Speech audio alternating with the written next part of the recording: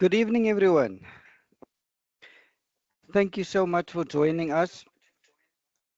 Let me just get rid of the background noise. So, thank you so much for joining us for this final lecture of this level 3 umpiring course hosted by Western Province Cricket Umpires Association. My name is Abdullah Steenkamp, and my usual batting partner for this evening will be Tom Mokorosi. The format of tonight's lecture will be as follows. It's a revision lecture. So, Tom, earlier this week forwarded you 26 revision questions. I will go through all those revision questions with you. I'm not going to give the answers. It's going to be an interactive revision session. So we will put the question on the board, and I need with the show of hands. And whoever's hands is raised first, I will then ask that person to unmute and then give me the answer. After I've gone through the revision questions, Tom will then take you through some exam logistics, and then Tom will then take you through a demonstration. We'll show you how the exam room looks like, how you log in, what needs to be done before you log in. But Tom will take you through all those exam logistics. And then after that, we will open the floor for question and answers. Some meeting protocols tonight. So yes, all of your mics are unmuted. So please keep them unmuted until I prompt you or Tom prompts you to give your answer after you've raised your hand. So first, if I put the question on the board and you know the answer, raise your hand, and then as soon as we prompt you, you can then unmute, give us your answer, and then after you're done, please mute yourself again. So before going into the questions, and what I'll kick off is, I'll kick off with those number questions, those calculation questions. I thought let me start off with the calculation questions. It's the beginning of our lecture. All of us are still fresh. So we will kick off with those calculation questions. I will number them. So please take a look at the number. The answers will not follow in numerical order. I will focus. I know the first 3 questions are calculation based. Then 7 and 8 are calculation based. And then I think 19, 23, 24, and 25 are calculation based. So we're going to focus on those first. And then after that, we're going to cover those theory-based questions. So yes, I did prepare slides, and I will show you how to calculate the answers for the calculation-based questions. But when it comes to those theory-based questions, and in preparation for it, we will not be showing you the answers of the theory-based questions. Yes, we will verbally go through them. You will give us the answers. And if there's anything that left out, Tom and I will then add it. So yes, we will go through them verbally, but we will not have the answers displayed on the board or on the screen, because there are some of these exam questions that are similar with the answers you're similar, so we don't want you to, we don't want to give you the answers. So before I kick off with the calculation questions, just to recap on some of those exam tips, that I've covered on Monday evening. So just to go through them again, just give me a second. Let me just share my screen.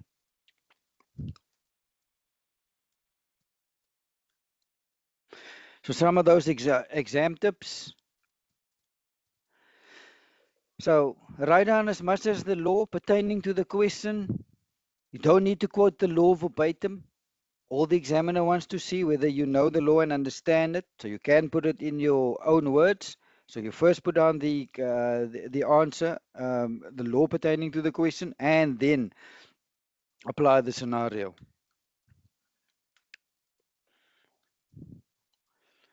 If in the question you do see they do mention balls, let's say in over 2.4, bowler delivers the ball and this happens. If they do put balls, number of balls in your answer, you need to also add how many balls remain in the over.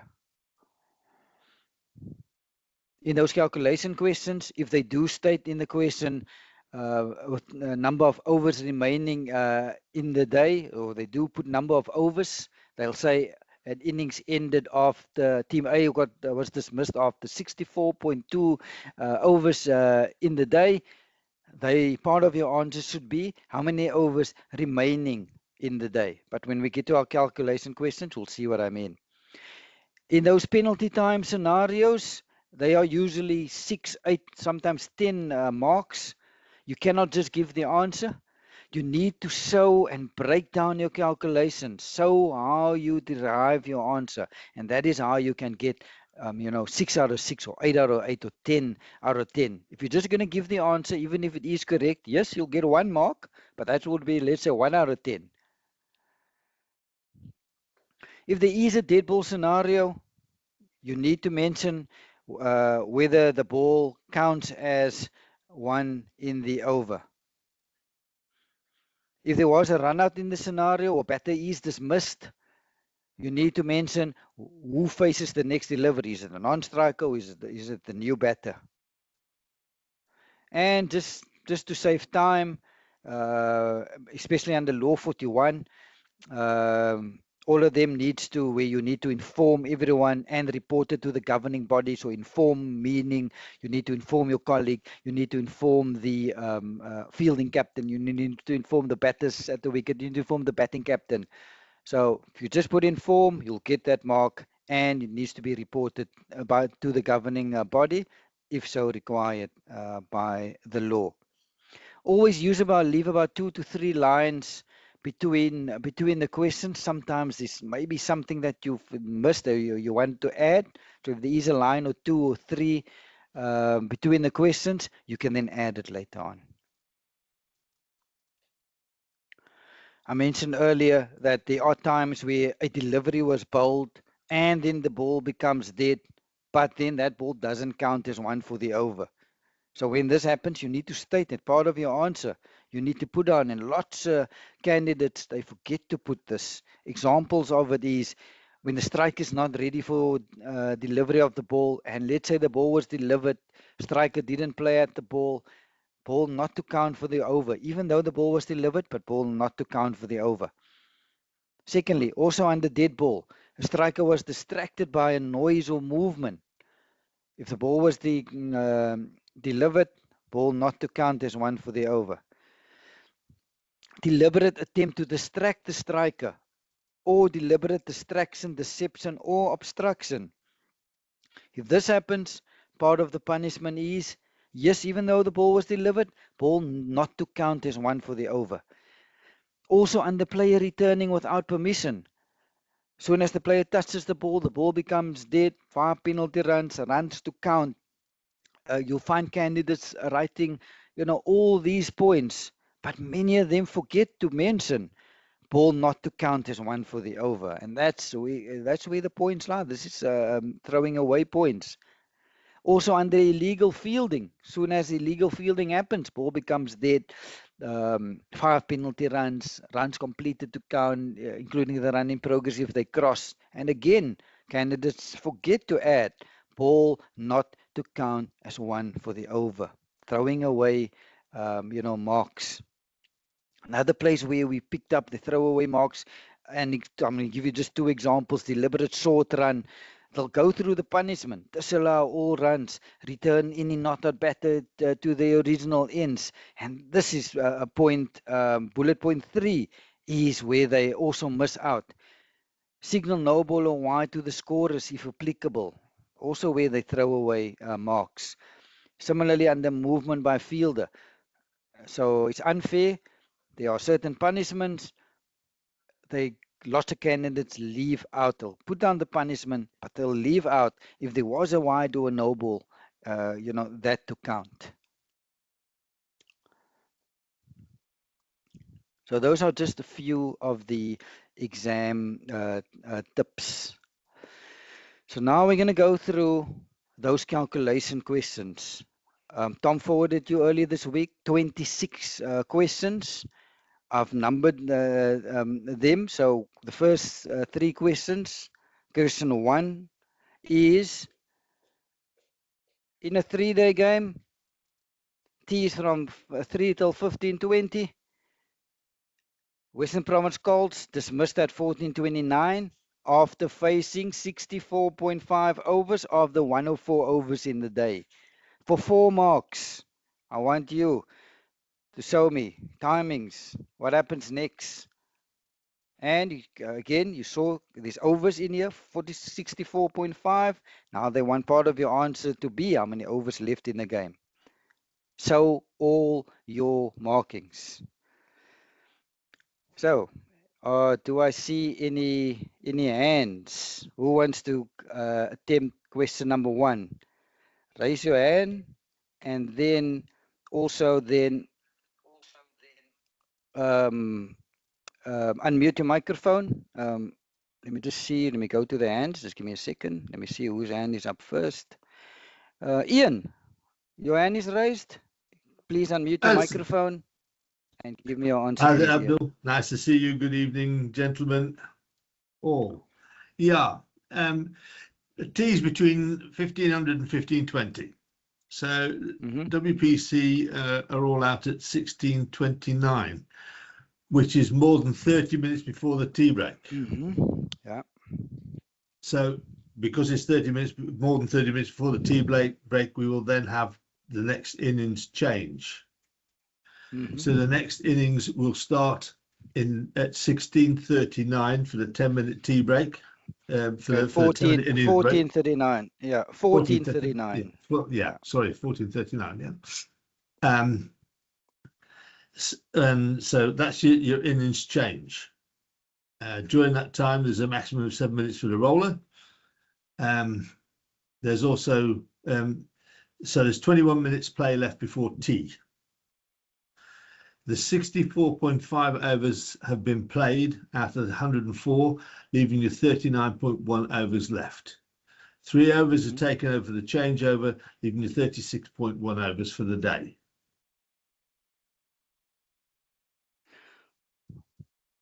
Yeah? Yes, Ian, 99% correct. Just in terms of the overs, so how the playing condition works, as soon as a side is dismissed, and if it is midway through the over, you need to round up the over. So instead of 64.5, we go to 65 overs.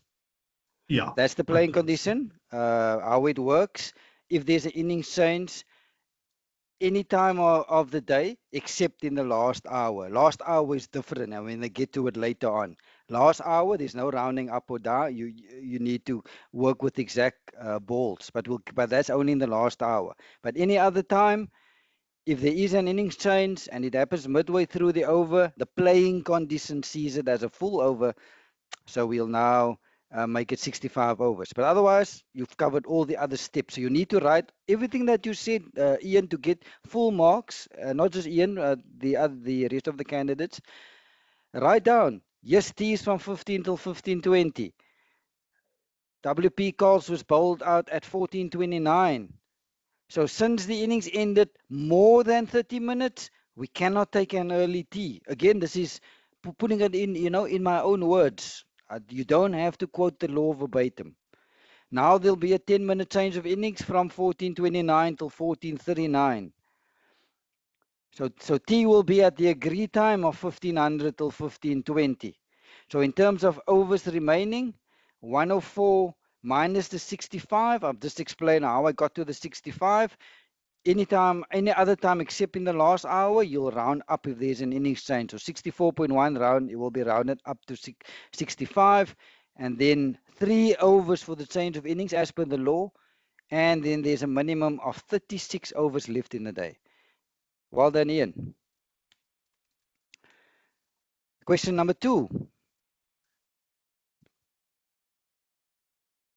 Any hands? I'm not going to read the question. You've all received it earlier this week. Any takers? Let me have a look if I see any hands raised. Sirala. Hope I'm pronouncing your name correctly. Your hand is raised. Can you please unmute your microphone and take us through the answer for 4 marks, step by step? Good evening to all. And so my answer is T is scheduled to be from 15 to 15:20. So innings closed at 14:49. So time duration after closing time 14:49 to 15. It is 21 minutes. It is less than 30 minutes. So we go for the immediate tea, early tea. So we have for 49 20. Again, we'll start tea break is 59 14 sorry 50 15:09 innings will start at 15:09 and the remaining overs completed total is 69 overs and for innings break 3 overs. So total overs in a day is 69 plus 3 72 104 minus 72, that is 22 overs remaining. So tell me again, how many overs? You rounded up 68.1. That you got, then you get See, 69 overs. yeah, I will give you 104 Yeah. overs minus 69 overs minus 3 overs for innings change. Total Okay, 104 so minus 72. So we'll get to 32 overs remaining. okay, so why are you taking 3 overs off for the change of innings? What is Sorry, happening at we 14:49? so there is sorry that mistake. So there is no innings Yeah. change because we Yes. early time you are taking the inning change should be covered under tea break only. Yes. So So we if have it happens during tea the or 69 lunch, overs. no, We is get to, yeah, you then yes. So yeah. total remaining overs is 35 overs. Minimum number of overs to be bowled for the remaining is 35 overs. Yeah. So yeah, well Shall done. I That's repeat again? yeah, I'll go through the answer now. So again, state what the law say. If an innings ends 10 minutes, 30 minutes or less before tea, we will take tea. So tea will be 14:49 till 15:09. And tea will include the 10-minute change of innings interval. Everything that you just mentioned, you need to write it down to get these, full marks. So overs remaining in the day. So 104 minus 69, you will round the 9 up, the 69, 68 up, and you'll get 69. You will not deduct any overs for the change of innings. So we're left with 35 overs minimum in the day.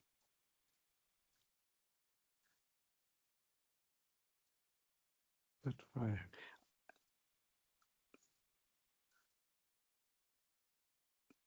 I see the two hands are raised. Isanula and Ans, do you have a question relating to this particular question?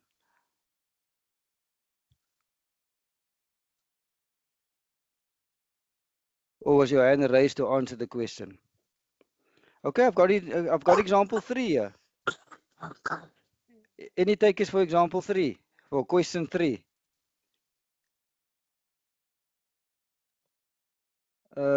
First hand raised I see is number 1, Isanula. What happens next in this particular game? Yes, sir. Can I answer you? Yeah, please. In a three-day match, lunch is scheduled from 12:30 to 12:50. At 12:39, Eastern Flemings class lose their 9th wicket. Explain the procedure to follow. So Mhm. when we have 3 minutes or less for the lunch break and the 9 wicket falls, we can extend the lunch for 30 minutes because 9 wickets go down. So we will extend the lunch for 30 minutes to either fall the 10th wicket or the plane have a reason to leave the field. Yeah, well, you're well done. That's exactly for those 2 marks. So because they're 9 down, we will not take lunch. We will need to play a max of 30 minutes. So they either, if they take the wicket in the 30 minutes, we'll take lunch, but we can only play a max. If they don't take the wicket in the 30 minutes, we will then take lunch after 30 minutes. Yeah, well done. As soon as you're Thank you, done, sir. can you just please mute your microphones? Okay, now, next question. This is now question 7. Yes, I did jump a few questions, but we focusing first on all the number questions, all the calculation questions before we go into the theory-based questions. So number 7 was, it rains in the last hour. So now, after raining in the last hour, we now need to calculate how many overs still to be bowled in the last hour. So I'm not going to read the question again. I'm sure most of you attempted this at home. Are there any takers? Any hands raised? I don't see any hands at this stage.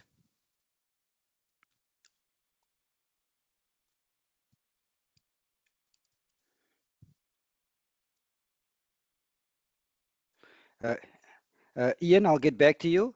Just give me a second. If I'll try to give others an opportunity as well. But if there's no one else, I will come to you, Ian. So just give them 10 more seconds. If I don't see another hand, I'll give you the opportunity, Ian, to answer the question.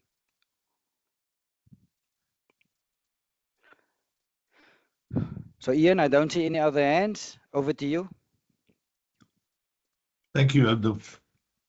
Okay, so the last over starts at 16:42.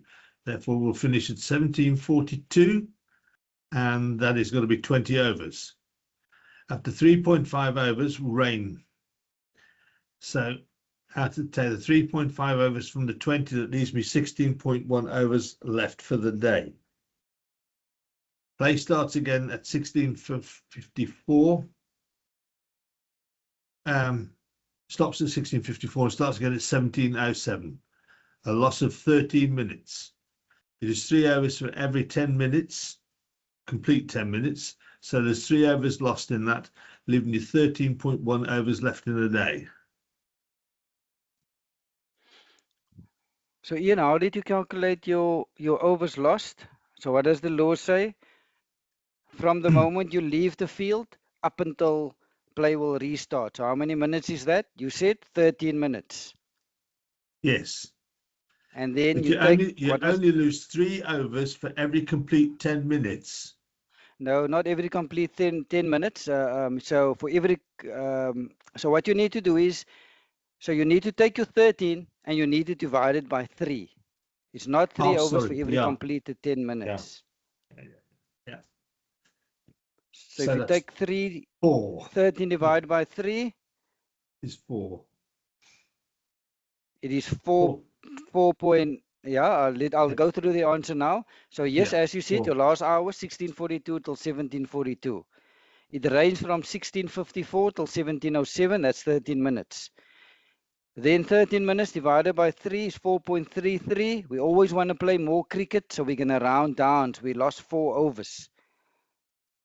So in total, how many overs left? 20 that we started with, minus the 3.5 that was bowled, minus the 4 that we lost due to rain, and it gives us a minimum of 12.1 overs to be bowled.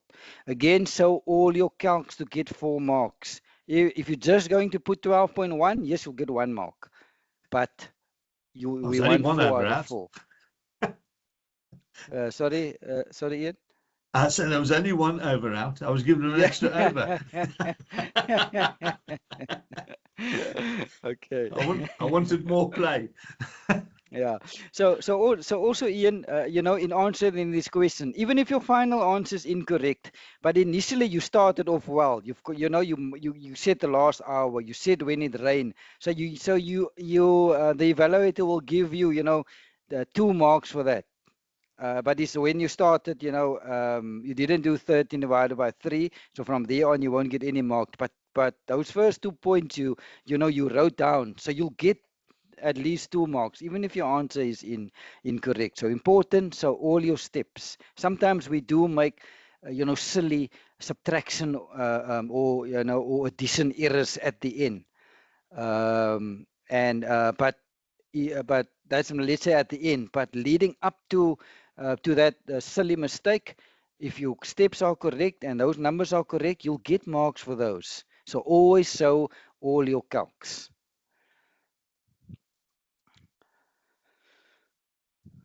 So now another last hour question. But now a side gets dismissed in the last hour. So now what happens?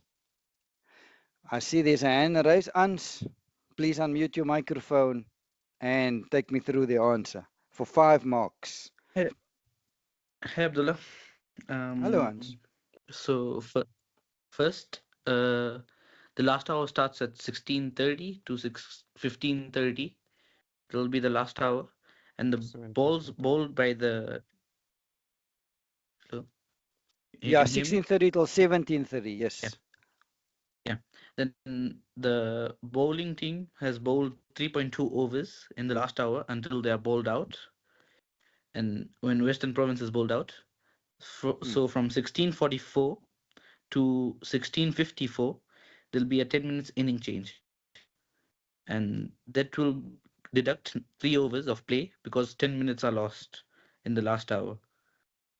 So 20 overs minus 3.2 overs for which were bowled in the last hour, minus other 3 overs which are lost due to the innings change, which means if we deduct 6.2 overs from 20, it will be 13.4 overs, minimum overs, which need to be bowled in the last hour. Am I right? So, Ans, what does the law say when there's an innings change in the last hour? The laws very specific. There's something that needs to be done when there's an innings change in the last hour. I want you to, in your own words, tell me what the law say. For every over, 3 minutes will be deducted for every over. Or No, you're thinking, no, Ans, if it rains in the last hour. This is now an innings change in the last hour. I'll ask someone to help you. Serala, please help Ans. What does the law say when there's an innings change in the last hour? Yeah, thanks, Aaron. Last hour will start at 16:30 to 17:30. When it team is bowled out at 16:44, then innings will start at 16:54, 10 minutes innings. So for 10 minutes innings, overs deducted will be 3 overs. Remaining for innings break during last hour, we have two calculations. First is based on timing. Second is based on overs. So if you go for timings, so we have in last hour start at 16:30, innings end at 16:44. So that is 14 minutes of play happen. At the same time, 10 minutes of break. Total 24 minutes. Now we have time remaining is 106 minutes. So with that 106 by 3. If you get 3,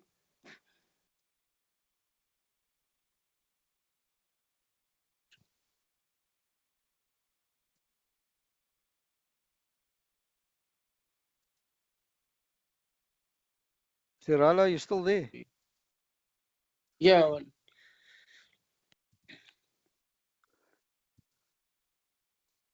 Uh, Sirala, you on the right path, but your numbers are not adding up.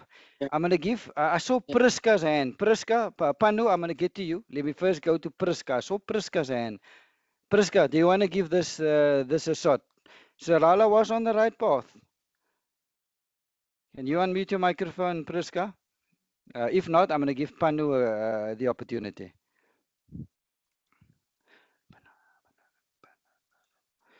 Okay, Panakalu, I'm gonna give you the opportunity. Can you unmute your microphone, please? But this is Pana. Remember me? Yeah, Dallas. Pana, yeah. Oh, Pana, hi. Hi, yeah. Good to hear your voice. Yes. Yes. Yeah, good to hear Good to you. Good chat to to you see you. again. Yes, Pana. Yeah. Can you give us the answer? So, what does the law say when So there's an inning change in the last hour? so basically we'll be doing two types of calculations. Calculations based on the overs remaining, calculation based on Yep. time remaining. Okay. Happy. For the overs Yes. remaining calculation, Yeah. we'll round up the over first.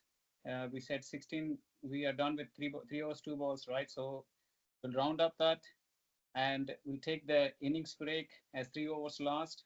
And with that one, the calculation will get a minimum of 13 overs left.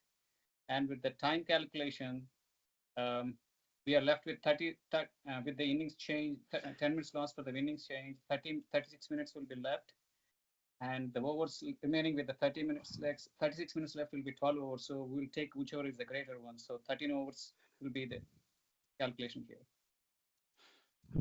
Okay, Pana, you are 99% correct. I'm happy with your time calc, but your overs based calc. So what does the law say when it comes to overs based calc? It tells us there are 3 steps to do. When the innings ends, calculate to the ball how many overs left. So that's the first step. No rounding up at this stage. The first step is calculate to the ball how many overs left. So if we started with 20 and they've bowled 3.2, how many overs left to the ball? Okay, that would be 16.4. 16.4. Okay, so now that's your first answer. Now the next step is, if your answer in that you've just calculated is not a whole number, round up to the next whole number. So 16.4 rounded up to the next whole number, what do you get? 17. 17. And now the last step in your overs based calc. What must you deduct? Okay. 3 overs. 3 overs for the change of innings. Yes. Okay, so then it So will be 14 overs here left.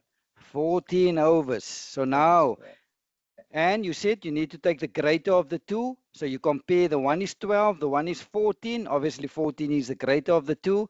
That's why there will be 14 overs left in your last hour. Right. So well done. Just to go through the steps again, you first put down what the law say. If there's an innings change in the last hour, please do 2 calcs. The greater of the 2 calcs, that's your minimum. So there's an overs remaining calc. So first step is calculate how many overs left. So 20 minus 3.2, 16.4. If that is not a whole number, round up to the next whole number, then deduct 3 for the change of innings, 14 overs. That's your overs based calc, 14. Time based calc, last hour started 16:30 till 17:30. The first step in your time based calc is how many minutes left in the last hour when the innings ended. The innings ended at 16:44. 16:34 till 17:30 is 46 minutes. Then we need to deduct 10 minutes for the change of innings, which gives us 36 minutes. 36 divided by 3 is 12. And comparing the two answers, the greater of the two is 14 overs. Yeah, well done, everyone.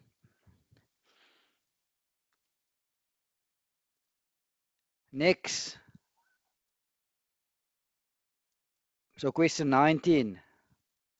So let's see what happens here. They first give us timings. They tell us our sessions. They tell us what time lunch is, what time tea is, and they tell us there's a 4-minute drinks break in the middle of these sessions.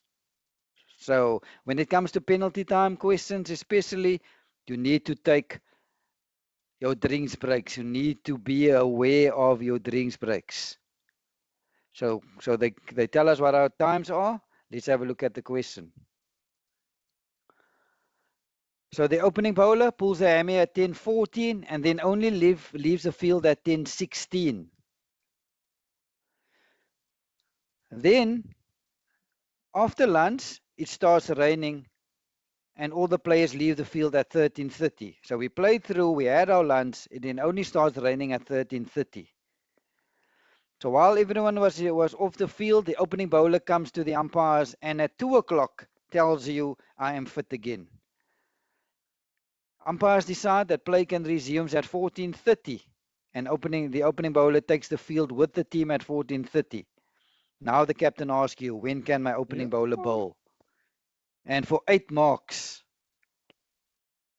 with these penalty time questions, show all your calculations. So step by step how you get to your answer. If you break it up into smaller pieces, it becomes a bit easier. And then you also need to, by breaking it up, it helps you, to keep track of where you are at any given time.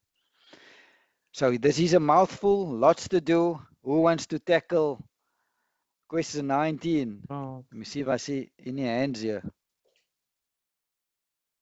our 34 hours. I can hear somebody calculating in their head out loud there, Abdullah. I can also hear the calculations. The captain is now asking, when can my bowler bowl again? When can he bowl?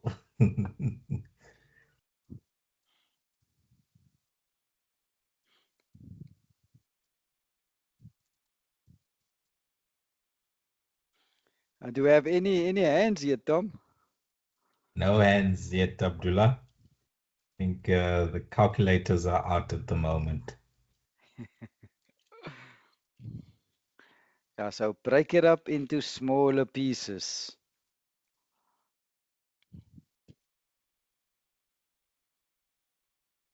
Abdullah, just a question. If you go one screen back, does it tell how long the drinks break are? Yes, 4 minutes. Okay, perfect. Thank you.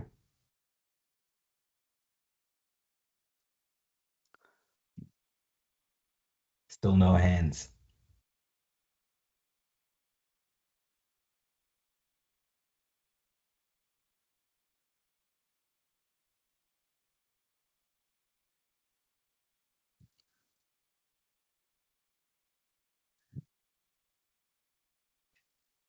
Yeah, it is a toughie, Tom, but I mean, this is level 3, so this is the type of questions that you can expect.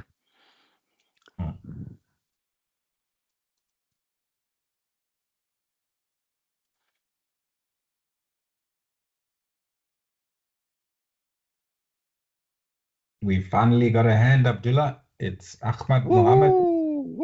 Please unmute your microphone and take us through this penalty time scenario.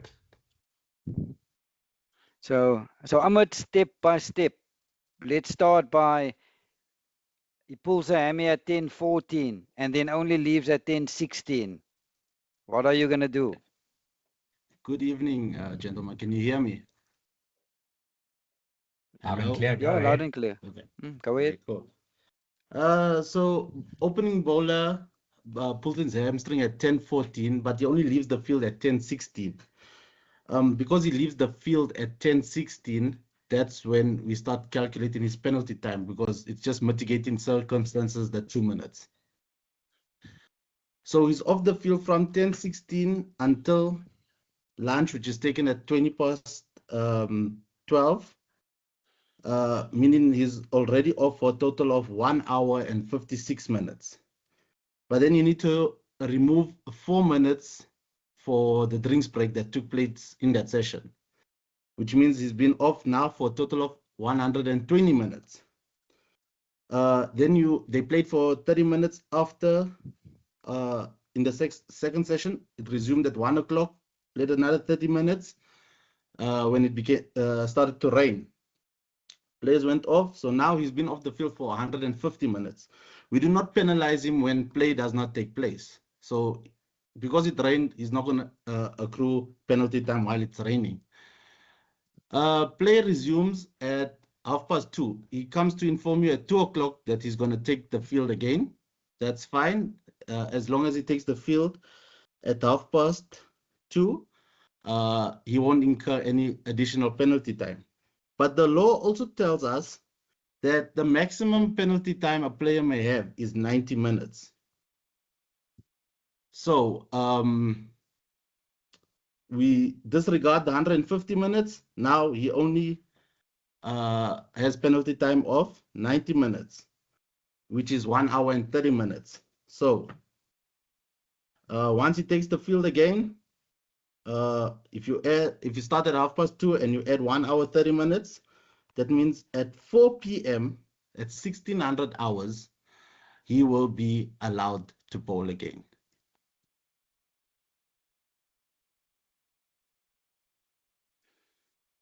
Oh, sorry.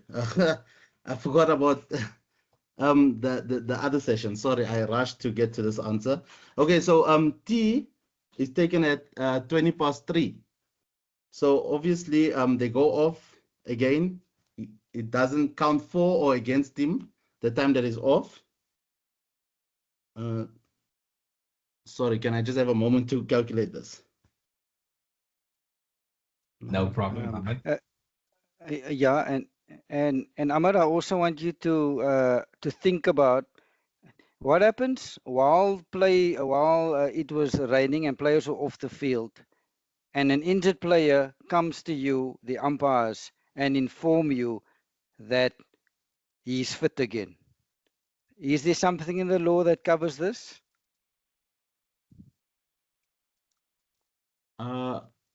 If I remember correctly, as long as he informs you within the time and he takes the field with his team on the resumption of play, then his penalty time starts to go down. Yeah, so from what moment does it start to come down? Oh, it starts to come down from 2 o'clock, not 2:30, because he Yes, informed you at 2 from that o'clock. moment that he informs you, up Ah, until he took the field. So you need to take that into account as well. You're on the right okay. path. You 95% there. You just now need to add up all the numbers after I've given you this. It's now just Okay. adding the numbers now. Okay, thank you.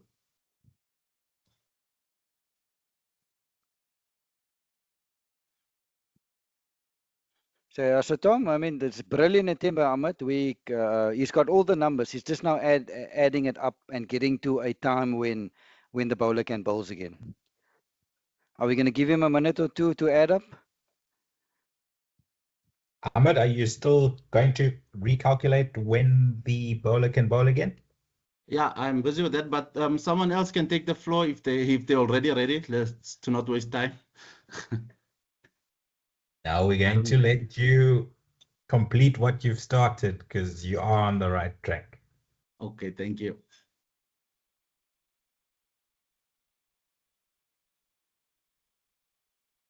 Abdullah, maybe while Ahmed is calculating, what do we do with that 2 minutes? Ahmed said it was extenuating circumstances. What exactly do we use that 2 minutes for? Yeah. So the time when the injured bowler pulled the hammy, which was 10:14, and the physio then came on, had a look at the hammy, and then the physio said, "Let's go off. Let me treat the hammy, in the change room." So that time from 10:14 till 10:16, that 2 minutes, that is seen in the law as extenuating circumstances, and that 2 minutes will be used when you do calculate the overrate of the fielding side. So in Morday cricket, There's a certain number of overs that needs to be bowled in the day, and one of the things that we do take into account when calculating the fielding size over rate is if there are any extenuating circumstances, and one of them are injuries to player. Those fall that falls under extenuating as well. So we will take that 2 minutes into account when we calculate the over rate of the fielding side. But as Ahmad correctly said, the injured fielder's clock only starts ticking from 10:16 onwards and not 10:14. Over, Tom. Thanks, Pilar. Ahmed, you got a new answer for us? Yeah, I think so. So the opening bowler will be able to bowl again at 10 to 4, which is 15:50. Because when tea takes place, he still owes us another 10 minutes, so he can bowl again 10 minutes after tea. Tom, Ahmad covered every single aspect, and that is 8 out of 8 marks. Well done. Thank you. So Thanks, in Jones. your answer, firstly, we note when the player went off, and we make and we put down penalty time only to start at 10:16, and we do make a note as well that 2 minutes injury treatment that the player received will be seen as extenuating and will be taken into account for the bowling team's over rate. Then just to go through the numbers. So 10:16 till 11:10. So all we're doing is we just for simplicity purposes breaking up into very small pieces. So we're going up until we know there's a drinks break midway through the session. So drinks is at 11:10. So from 10:16 till 11:10 is 54 minutes. Now there's a 4-minute drinks break. And a drinks break is a scheduled break, doesn't count for or against the bowler. Then the time starts again from 11:14 till 11:20. Sorry, till 12:20. That's another 66 minutes. So at lunch, in total, 120 minutes. Then we have a lunch break, and this also doesn't count for against the bowler. So play will restart after lunch at 1300 hours, but the player only returned at 13:30. So that's another 30 minutes of penalty time that you need to add on to the player. So total, the player owes 54 plus 66 plus 30. That gives you 150 minutes in total. But as Ahmed correctly said, maximum penalty time as per the law of cricket, and emphasis on as per the laws of cricket, is 90 minutes. So the injured fielder only owes 90 minutes. Then Ahmad also said it rained from 13:30 till 2 o'clock. So that's an unscheduled break. So there was no play happening. So the definition of penalty time is playing time that is a player is not on the field. So because no play happened from 13:30 till 2 o'clock, you will not add that to the bowler's penalty time, nor will you subtract it. But then the bowler came to the umpire's room and personally informs you that I'm fit again. So from that moment, he personally informed you, the clock starts. So from 14:30, and play restarted according to the question at 14:30. So that 30 minutes, the player can now offset, or the player can subtract that 30 minutes from any penalty time that the player owes us. So seeing that he owed us 90 minutes, so 90 minus 30 is 60 minutes of penalty time owing at 14:30. So when play resumes, he owes 60 minutes. So now we know there was a T at 15:20. So if from 14:30 till 15:20, that's 50 minutes of penalty time served. So when we took T at 15:20, the injured player owes us 10 minutes of penalty time. So T was 15:20 till 15:40, and it's a scheduled break, so it doesn't count for against the bowler. So bowler still needs to serve 10 minutes of penalty time. That's why bowler can bowl again at 15:50. Well done, excellent answer. And this is how you get 8 out of 8 marks. You need to show all your calcs. You cannot just put 15:50. You'll get 1 mark, even if it's the correct answer. The penultimate calculation question. So this is a two-pronged question because the last hour has started. Now, firstly, it rains in the last hour. And then after play, then restart after the rain interruption. And then the side gets bowled out. And now there's an innings change in the last hour. So now you need to combine a rain interruption and an innings change in the last hour.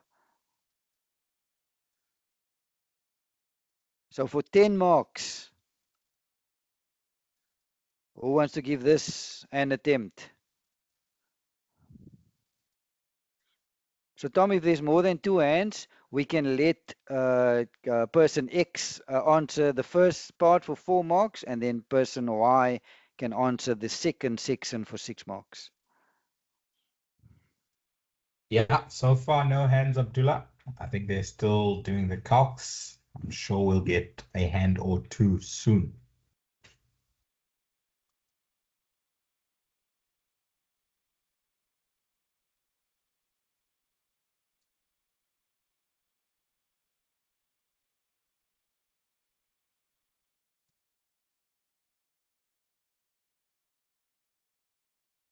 We can give them a clue, Abdullah. For the 6-mark question, we need 2 calculations, don't we? Yes, so we actually earlier we've covered both rain in the last hour and an innings change in the last hour, but we did it separately. Right. So we've covered it. They are aware that when there's an innings change, there are 2 calcs. Now, same principle applies. The only now it's not the only, I wouldn't say difficulty is where you just need to keep track of where you are. There's now 2 things happening in the last hour: an innings, firstly a rain interruption and an innings change. But same principle applies. You just now need to hou kop. You just need to keep track of where you are and do one at a time. We've got a hand up, Abdullah. Sirala, please unmute your Sirala, microphone and you can take us through just the first one or both if there's no hand up by the time you're done with the first 4 marks. Shall I continue? Yes, loud and clear. Go ahead. Yeah. The last hour start at 17 to 17:00 to 18:00. Then rain will start at 17:15 to and ends at 17:32. That means loss of play in minutes is 17 minutes. So for loss of play 17 minutes, we reduce the number of overs 17 by 3 for then it is 5 overs. Total remaining overs in last over is 20 minus 3.5 minus 5. That means 20 minus 8.5, that is 11.1. Remaining minimum number of overs to be bowled 11.1. So we rounded up to the next over, that is 12 overs need to be bowled in the last over remaining. So after completion of the innings ends. So hold on, Sirala. Abdullah, do we want to go through that first scenario first? Let's go through that first scenario because Sirala's got it 99% spot on. That last step we spoke about rounding up, that's not part of the process that needs to be followed, but all the other steps were spot on. So let's go through the first part. So well done, Sirala. It's just that last part. So first step was the interruption. So yes, we know 20 overs needs to be bowled in the last hour. So how much time did we lost?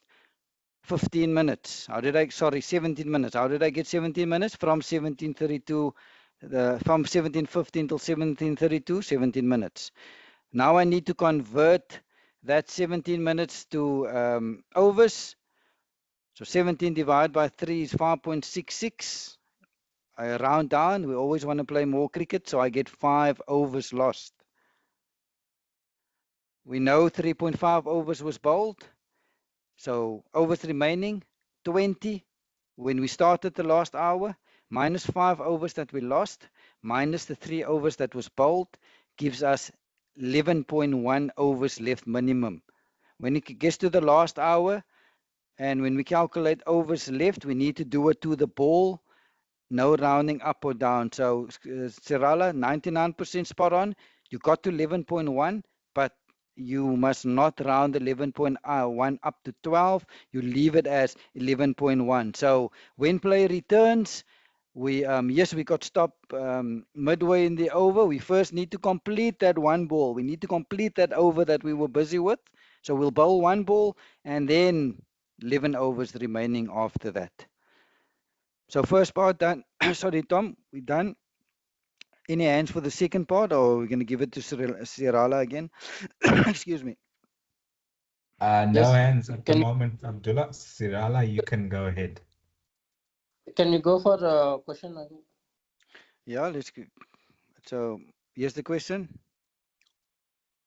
So after completion of completion of the over, a further 2.3 overs are bowled, and the batting team is bowled at 17-14. That means so already we have minimum number of overs to be 11.1 overs.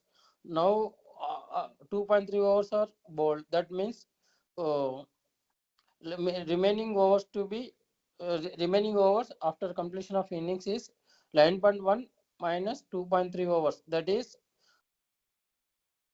8. 8.4 overs minimum. So here innings end 2.3 overs means it is considered as a full one completed over. That means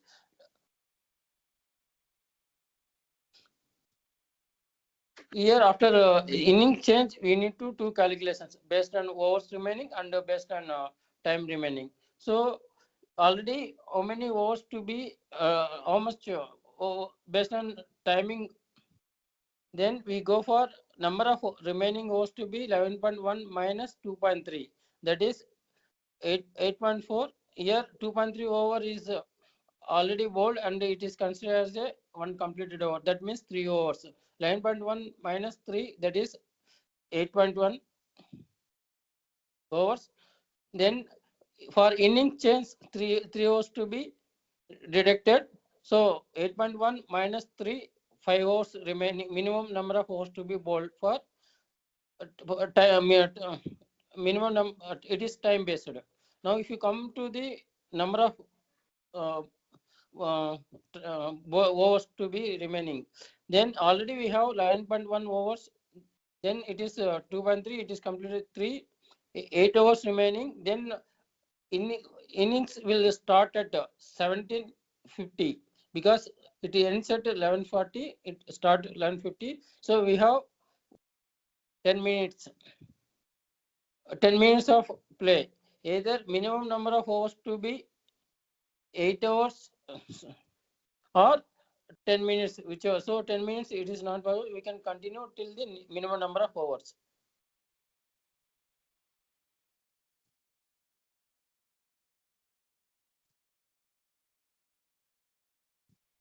Sirala, it sounds like you were a little bit confused there on both calculations.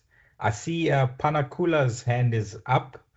Pana from From Dallas, yes, Tom. That is Panna good, from Dallas. good old Dallas.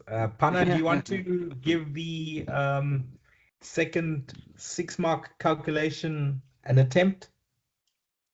Yeah, sure. Go for Sure. it. So the question mentions that after the completion of the over, so basically instead of having 11.1, we'll have 11 overs there.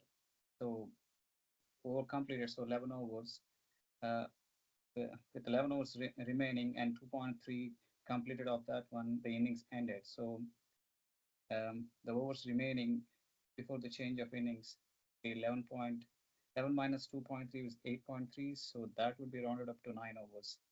And with the change of innings, we'll be losing 3 overs. So the minimum overs remaining for the next innings will be 6 overs. That calculation is according to the overs remaining. So by the time, if you want to calculate by the time, so we are left with 20 minutes, and with the innings change 10 minutes lost, we are left with only 10 minutes of play. And calculation according to the time, it would be 4 overs remaining. So we take the maximum of that one and 6 overs remaining. That sounds pretty good to me, Abdullah. Yeah, it's 6 out of 6, Tom. So to go to the second part, and the first important part that Panu identified, and he read the question correctly, and they gave you a clue there, and I'll take you back to the question. It says here, after the completion of the over, so when we returned from the rain interruption, there were 11.1 overs left to be bowled. So now players took the field, and we said to both captains, there are 11.1 overs left to be bowled. So now we first need to bowl that one ball, then start a new over. So now the question guides us by telling us. So after play restarted, we first complete that over. So we bowl that one ball. So now after we bowl that one ball, these are now 11 overs left. And then a further 2.3 was bowled. And that was an important part of the question that you needed to know. So after that over was completed, 11 overs left. Then they bowl a further 2.3 when the side was dismissed. So the law tells us if there's an innings change after the last hour has started, 2 calcs needs to be made. The greater of the 2 will be the number of overs in the innings. First calc based on overs remaining. So when the innings ended, it was 11 at the restart after the interruption, minus 2.3 that was bowled, was 8.3 overs left. That's your first step in your overs based calc. Your second step in your overs based calc is if your answer is not a whole number, so 8.3 is not a whole number, you need to round it up to the next whole number, which is 9.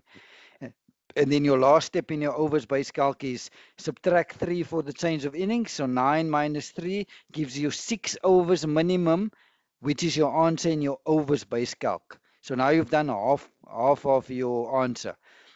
The second half is you need to do a calc based on time remaining. And the first step in your time remaining calculation is when the innings ended, which was 17:40, how many overs left in the last hour? 20 minutes. Your next step is deduct 10 minutes for the change of innings, which 20 minus 10 gives you 10 minutes. Now you then divide 3 into the 10, gives you 3.33, and which is 4 overs. You round this one up, or you add another over. You take 3 and add another over, which gives you 4. And then lastly, now your answer to your time-based calc was 4. Your answer to your overs-based calc was 6. 6 is the greater. So you'll tell both captains the minimum number of overs remaining in the last hour is 6. So well done, Sirala. Well done, Panu. Tom, last of the calculation questions. Again, it's a penalty time question. Plus how many overs left is part of the question as well. So they give us timings again. They tell us our morning session. They tell us what time lunch is. They give us the afternoon session and the evening session. And they tell us there's a drinks break in the middle of the session of 4 minutes.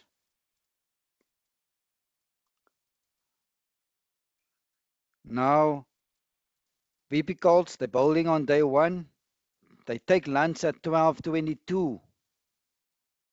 And Poland Colts is batting on 103 after 32 overs.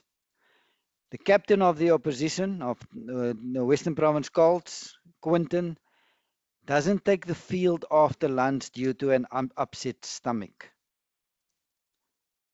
Then Poland Colts was dismissed at 14:27, and they were dismissed for 167 after 51.3 overs are bowled.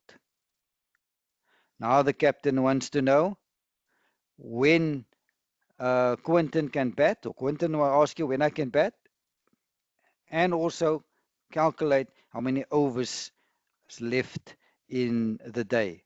So let's start with a simple one. Do I have a hand, Tom, that can assist me in calculating how many overs are left in the day? Abdullah, Ansh put his hand up as the question started to come up. So he was very keen to answer the last calculation question for the lecture. Ansh from Tanzania, please unmute your microphone. The floor is yours. Sorry, Tom, I'm not ready to answer yet, but I have a question regarding the last question. Okay, go ahead. Um, I had done my calculations, and in my calculation, I didn't deduct the one ball which was bowled, which for the minimum overs left, it was 11.1 overs left, and they said after the completion of the over, which is 11 overs left. So I didn't deduct the ball.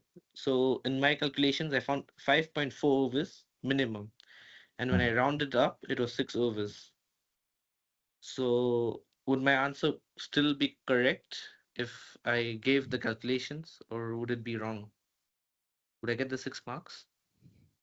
Anshu, definitely get at least 5 marks. A generous marker might even overlook that slight error and give you 6 marks. I think maybe the fair result there would be 5.5 marks for you, just missing out on that one ball. So make sure you answer the questions step by step, because you get marks for each step. As Abdullah has mentioned, if you just give a time or a number of overs right at the end, just that line, you're only going to get 1 mark. So well done on your calcs. I would say 5.5 out of 6 for that. Thanks, Tom. Cool. Are you going to give this next question an attempt, or shall we wait for more hands in the meeting room? I could give it a try. Yeah, so there are 2 sections, Ans. Give the first one a try. How many overs are left in the day? Seeing that Boland Colts was dismissed after 51.3 overs, and we started the day with 104 overs.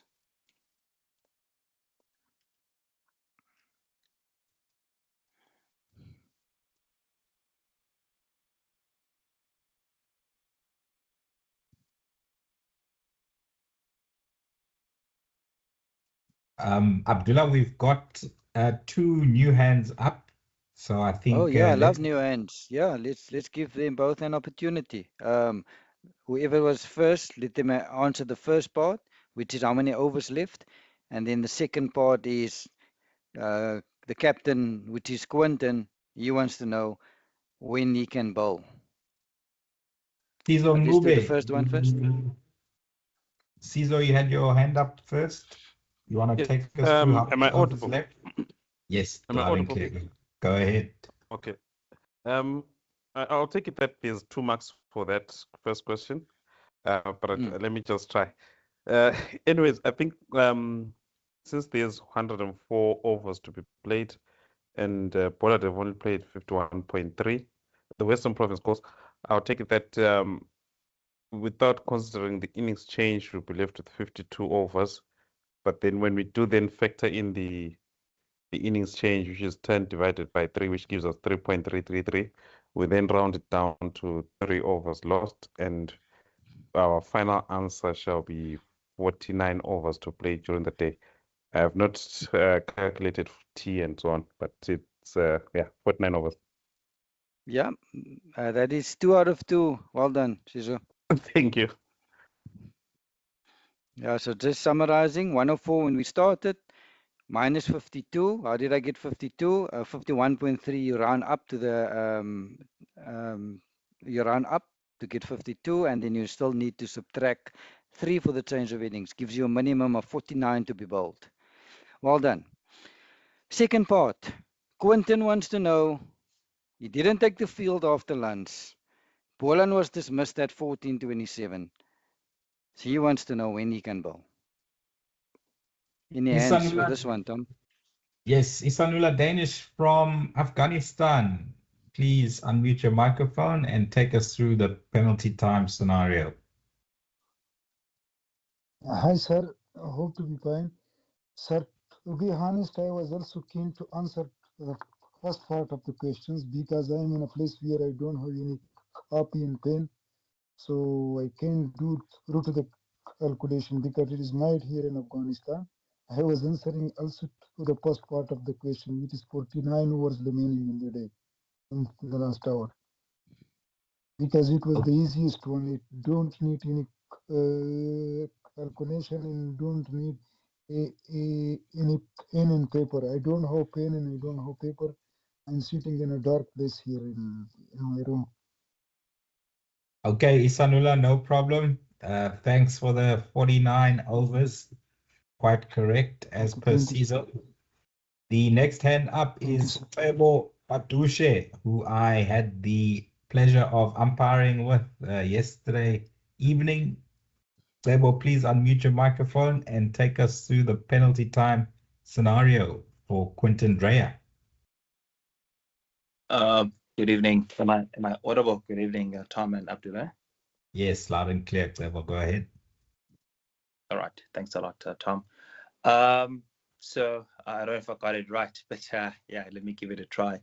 So basically, we understand that on day one they go in on lunch at 12:22, where Colts batting at 103 for 4 after 32 overs, and then we also understood that the captain doesn't take the field after lunch.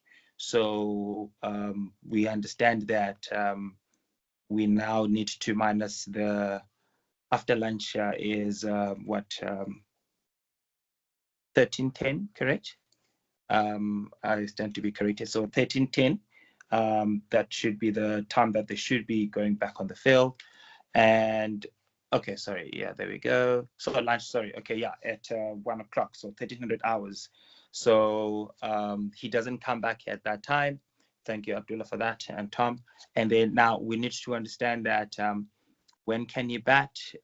We then say because the time that he didn't take on the field, he can only bat after 5 wickets have fallen down, according to the laws and the regulations of that. I'm just still adding up from the time of that. Perhaps maybe someone else can give the exact time, perhaps. Yeah.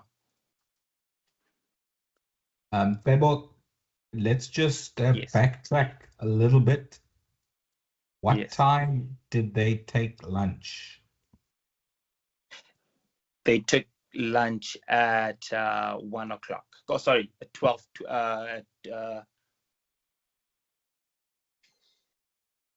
12:40, right? Yeah. So It's on the screen. It's 12:22. Okay, can you see that? So now, Febo, you've gone to mute. sorry, I'm sending to my son. Pardon me for that. No problem. So they took lunch Yeah. at 12:22. And how long is the lunch break? So the lunch is 40 minutes. So, and they would have to come back at 13:12. So that's 40 minutes. Oh, you need to be very careful when you're calculating minutes. 12:22 plus 40 minutes. Oh, sorry. 13:02. Sorry, sir. 13:02. Okay. That's when they come back from. Correct. Yeah, that's 13:02 because that's 40 minutes. And then does it take on the field due to absent for to pull that? Can I pass the baton on Tom to someone else? No just problem. need to gather my thoughts. All right. No problem. All right. Ahmed's hand is up again. Thanks, Febo. Ahmed, you want to take us through the rest of this penalty time calculation? I can try. I made a You've mistake done well earlier. in the previous one. Let's keep up your good form. Okay, so Lunch was taken at 12:22. Play will resume at 13:02. Quentin didn't take the field at 13:02, so his penalty time will start at 13:02. The innings ended at 2:27, 14:27.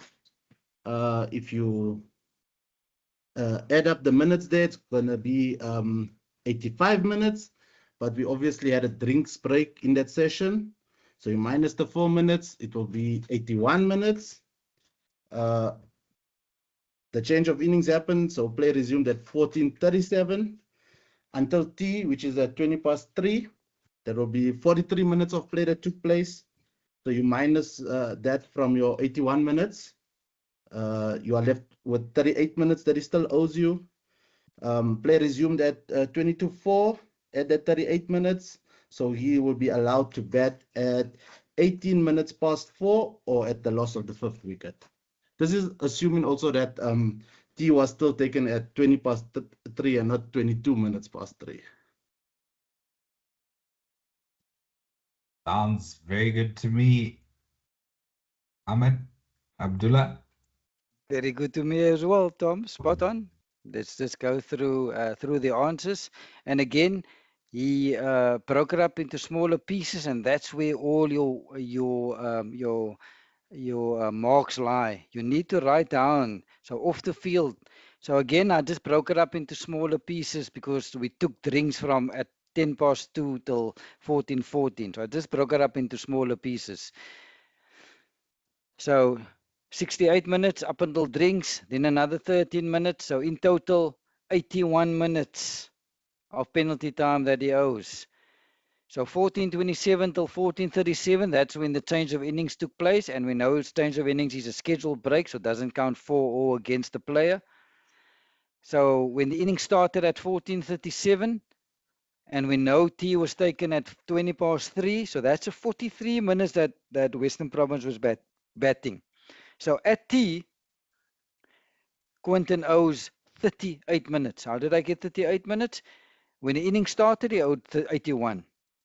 And then the innings was in progress up until T for 43 minutes. So 81 minus 43 gives me 38 minutes. So if play restarts, so 15:20 till 15:40 is our T, doesn't count for against Quentin.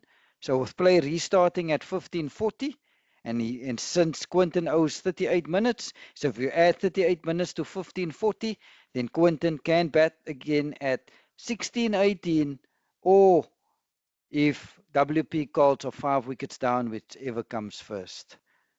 Well done, Ahmed. Tom? Yeah, thank you so much. This is all the calculation questions that I've covered first up. I thought let's get the numbers, out the way, and yeah, and now we're going to focus on the rest of the questions, which is more, theory based. Perfect, Dula. Ahmed has got his hand up again. Maybe he's got a question or a comment related to the previous scenario. Ahmed, please unmute your microphone. Go ahead. I just wanted to find out, so do we lose that 2 minutes to mitigating circumstances? So we're still going to take T at 20 past 3, not at 22 minutes past 3. Just wanted to clarify. That's correct, yes. It's not mitigating circumstances because if you remember, we took lunch 2 minutes late and we started the next session obviously 2 minutes late, but we're not losing any time because the first session was 2 hours and 22 minutes instead of 2 hours and 20 minutes. Get you. Thank you, Tom. You're welcome. Cheers.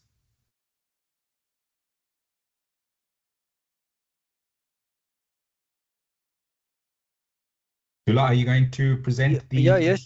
Yes, Tom. Yeah. So now we're gonna go through the theory-based up question, and I've explained to them. Yes, the calculation part. We have the answers on the screen, but the theory part, we're gonna follow the same format where I'm gonna pose the question, and by the raise with the raise of hands. Then whoever raised the hand first will answer the question. If there are 1 or 2 points that was left out, either we'll ask someone else to add it, or we'll bring it in. I also took them through the exam tips, Tom. So they will definitely be able to answer all the points to get full marks for the questions. So yeah, so Tom, the first question, theory-based question, was question 4.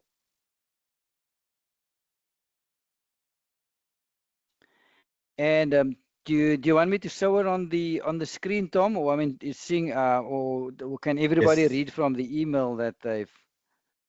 I think it's best to put it on the screen, Abdullah, because the email was only sent to those candidates who are registered for the level 3 exam.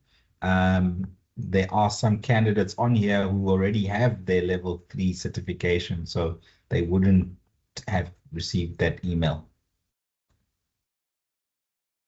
Okay, copy that, Tom.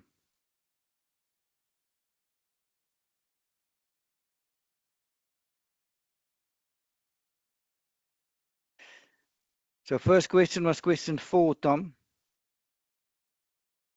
So last over of a T20 match, batting side needs 17 to win. The number 4 batters batting with the number 10. And then at the bowler's end, the striker turns 1.6 meters short, like in this pic below, and then try to get back to the striker's end. For 5 marks, what action do you as the bowler's end umpire take? And again, these questions needs to be answered as per the laws of cricket. Isanullah has got his hand up. Isanullah, please unmute your microphone and take us through the scenario. Yes, sir. It is deliberate short runs. So the procedure is thus the umpire must disallow all runs and return any not out batsmen to their original end. Award 5 penalty runs to the fielding side, inform the captain of the fielding side and the batters at the crease, and the umpire together shall report the matter to the governing body as well.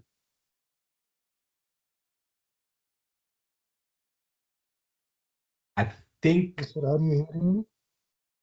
I think that is 95% correct, Isanullah. I'm quite sure in the law book it states that when the ball is dead, we need to signal short run to the scorers, and then we implement all of those procedures that you've just mentioned. Abdullah, I'm not sure if there's anything else to add. Yes, Tom, again with nobles, no balls, those nobles or whites, those will count. And Tom, in the question, they do put the amount of runs to win. So as soon as they put runs to win, balls, a certain number of balls that was bowled, in your answer, they want you to put the how many runs now the batting side needs to win. So if they needed 17 to win the match, Isanullah. So after this ball, how many runs do they still need to win the game? Now, sir, they need 22 runs. So now after this one, they still then need 22 runs to win the match. Yes. Yes, with the addition of the 5 penalty runs. Yeah, well done. Thank you, sir. Thank you.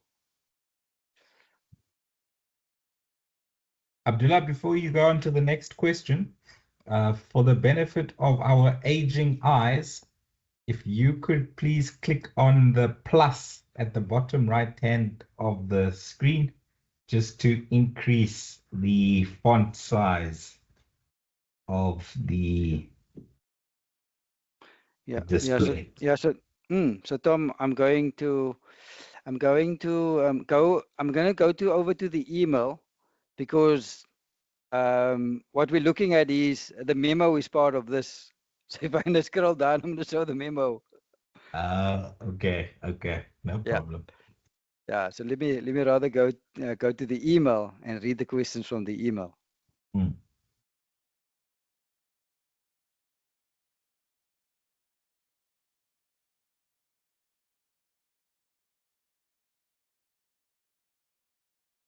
There we Able go. to see the email. Okay, question 5. Correct. So striker hits the ball to mid wicket and runs at the instant of the throw for the runner that the bowler's in. The batters are level, i.e., not cross. The ball then misses the stumps and goes over the boundary at deep extra as the batters turn for the third. For 3 marks, explain the procedure to follow.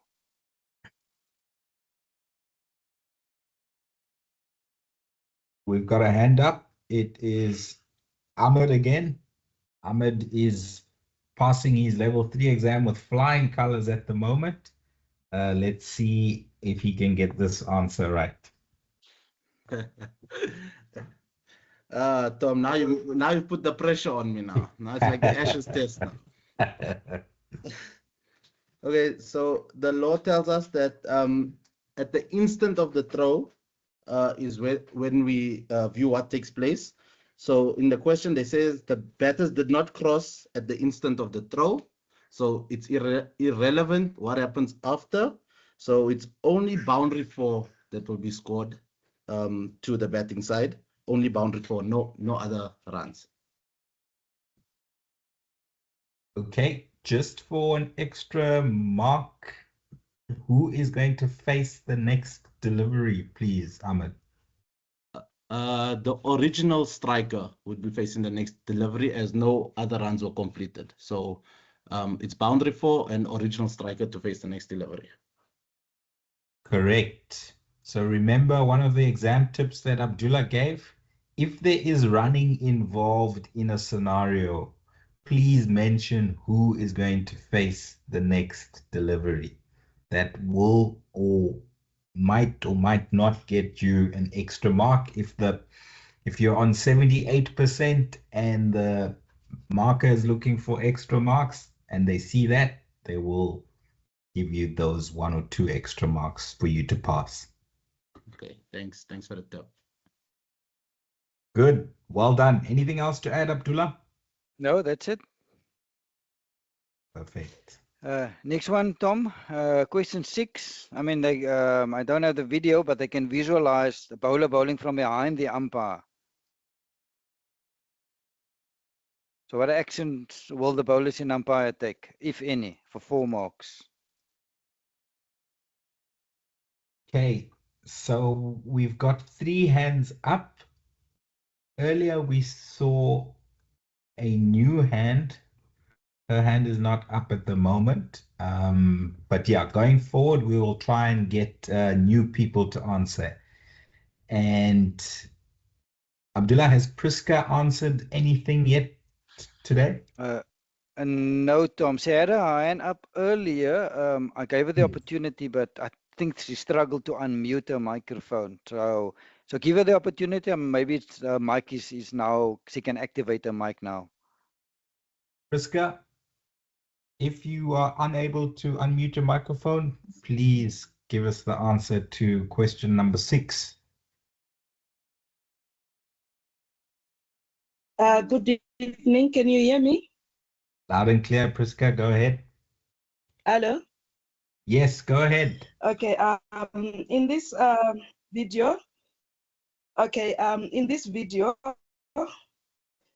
bowling from behind the umpire shall call and signal dead ball. Why? Because the umpire is unable to verify the landing foot. So the ball shall be rebowled, and it should not count as one of the ball in the over. And inform the captains if there's any time wasting and team warning for that over. I think. Great stuff, Priska. Dula, happy with that answer? Yeah, there's one more thing, Tom. Well done, Priska. Sorry, did she mention about giving the side a Yes. warning for time wasting? Yes, she did. I think her signal was just cutting off, but I did Yes, hear. I Okay. did time wasting.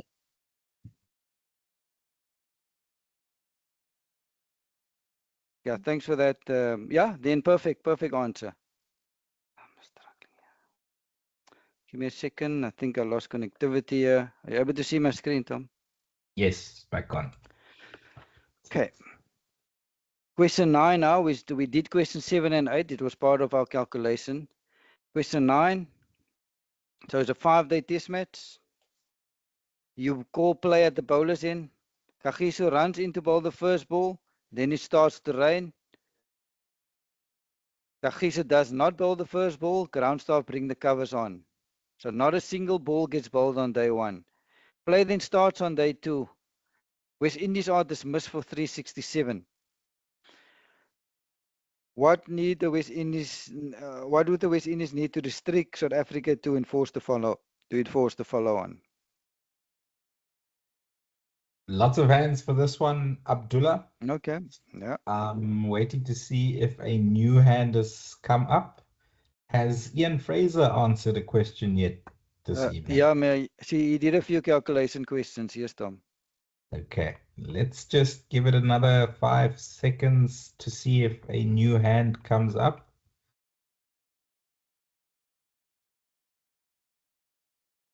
Doesn't seem like a new hand is going to be put up.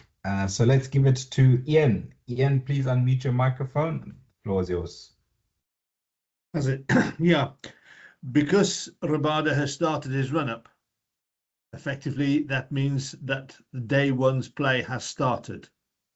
Therefore, although there's no play takes place on day 1 because of the rain, and the game actually starts on day 2, it is still classed as a 5-day match. So they have to have a 200-run gap between it. So the West Indies need to dismiss South Africa for 167 runs or less. Good answer, Ian. Just a slight technicality. It is not because Rabada started his run-up that play has taken place. It is because the bowler's end umpire called play. That means the day's play has started. But you are quite right in that it remains a 5-day test match, and the lead required to enforce the follow-on is 200 runs or more.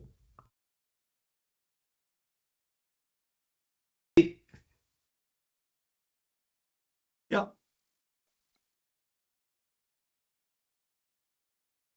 Great stuff. And question 10 and 11, Tom, is the Dipti Sama Mancat video, and then the question 11 was the dead ball second slip run out attempt.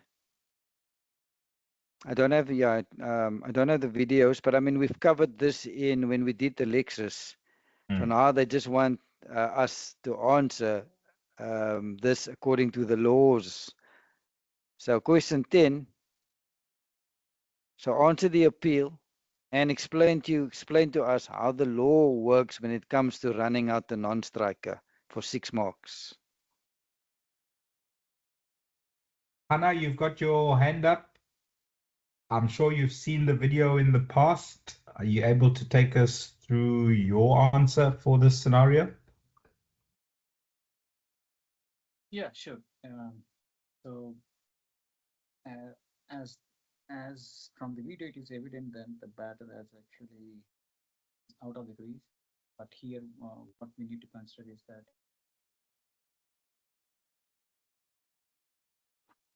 deliver the ball, or where is the arm? So basically, a non-striker would be out of the ground at any moment. The ball comes into play until the instant when the ball normally been expected to release the ball. So in this scenario, as Deep Sharma still didn't release the release point, can consider the run out. And as the wicket was fairly broken by the bowler's hand, so it is we should consider as a fairly broken wicket. The batter would be given out, and the ball would be counted.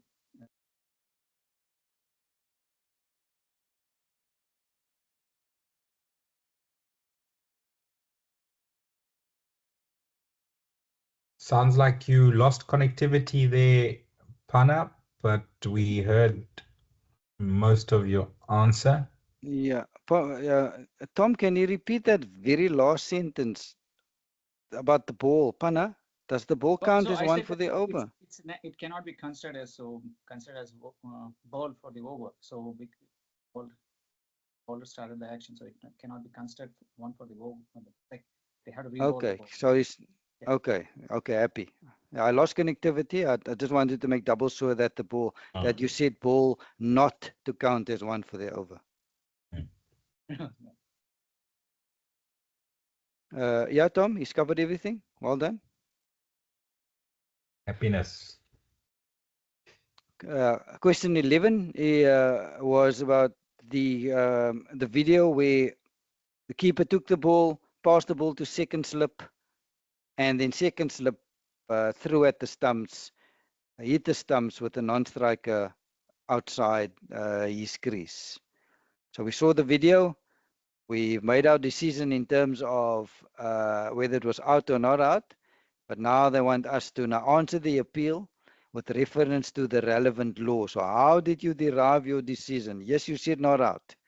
But which laws did you take into account when you made that not out decision for 4 marks? Any hands, Tom? Priska has got her hand up. Priska, please unmute your microphone and take us through that scenario or the law that is relevant to that scenario, please.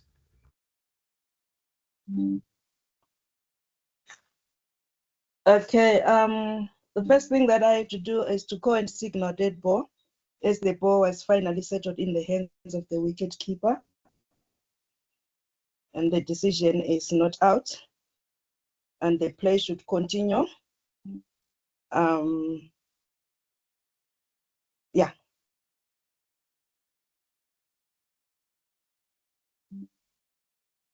Okay.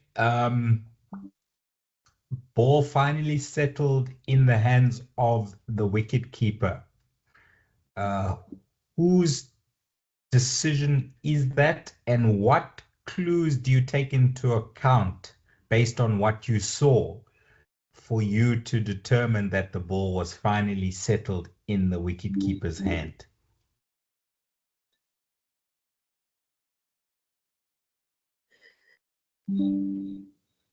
The fielder says to regard the play because the ball passes the wicket keeper passes the ball first to one of the fielders.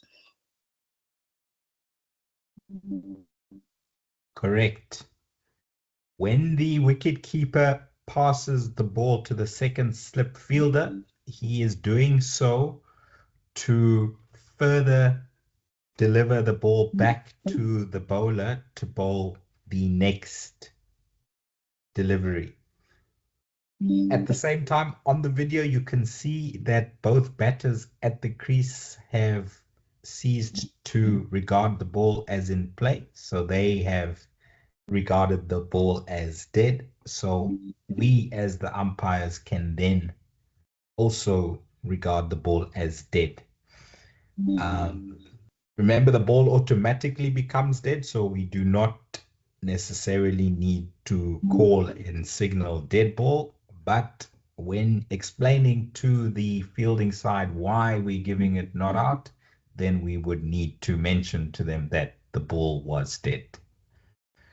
Happy with that, Jula? Yeah, happy. Well done, Priska.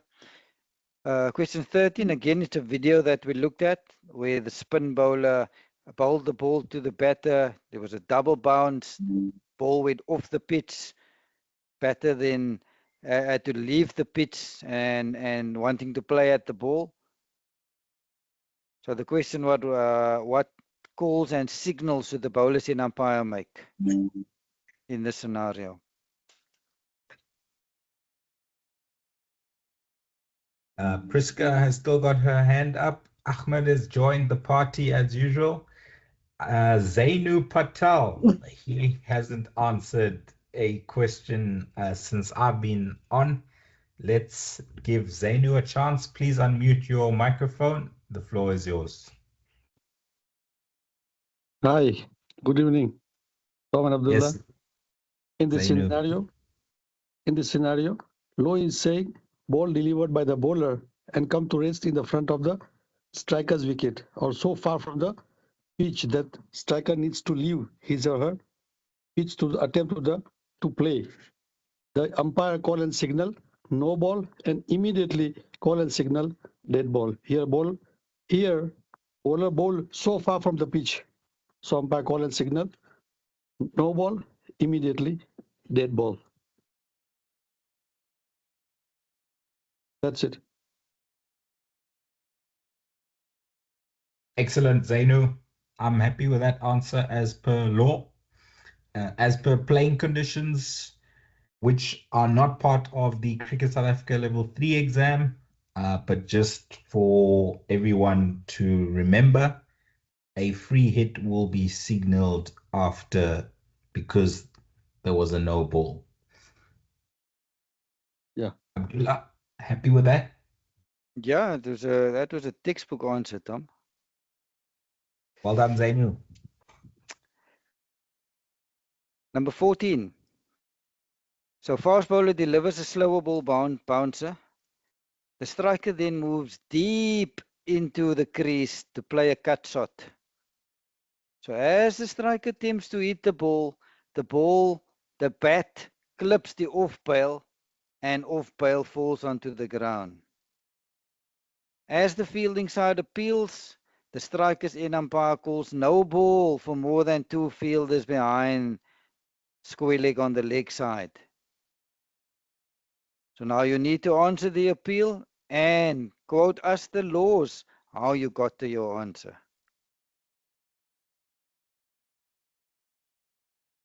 No hands yet, Abdullah. Waiting eagerly for some new hands. This is not a difficult question, so I would expect the hands to be lining up. Neville has got his hand up. Neville, please unmute your microphone and take us through this scenario. Hello, can you hear me? Loud and clear, go ahead. Perfect. So in regards to the question, it was number 14, correct? Yeah. So answering the appeal, first of all, of course, it will be a no ball, as the umpire said, but the hit wicket is allowed on a no ball.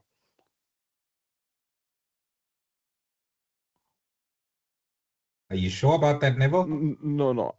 Hit wicket is not allowed. It's my bad. Correct. So you will signal no ball, and after that you will signal dead ball, and if first you answer the appeal as it's not out, no ball, and then the ball is dead. Yeah, you don't need to signal dead ball, Neville, because they might be running. Correct. So no ball is definitely the call, and then they can run. Of course, we've now determined that a striker cannot be out hit wicket off a no ball. Just rereading the question to see if there's anything else that we need to mention in terms of how many balls are left in the over. I don't think they told us how many balls, which ball number it was. Abdullah, anything else to add? No, Tom. I mean, you can add that you'll allow the fielding side to correct the two fielders behind square on the leg side. Good. Happy. Thank you. Thanks, Neville. Next one. So bowlers love bowling with. I had it last night in my T20 game that I did. Bowlers bowling with those towels tucked in their waist. So in this question, this towel that was tucked in the bowler's pants. So as the bowler was delivering the ball, that towel came loose and then flew on the wicket, dislodging the bails at the non-striker's end. Then, while that happened, the striker then played at the ball, gets an edge, and he's scored by the keeper. Huge appeal. So answer your appeal and quote the law. So go out or not out, and give us your reason why you gave it out or not out. Ansh Shimpi from Tanzania.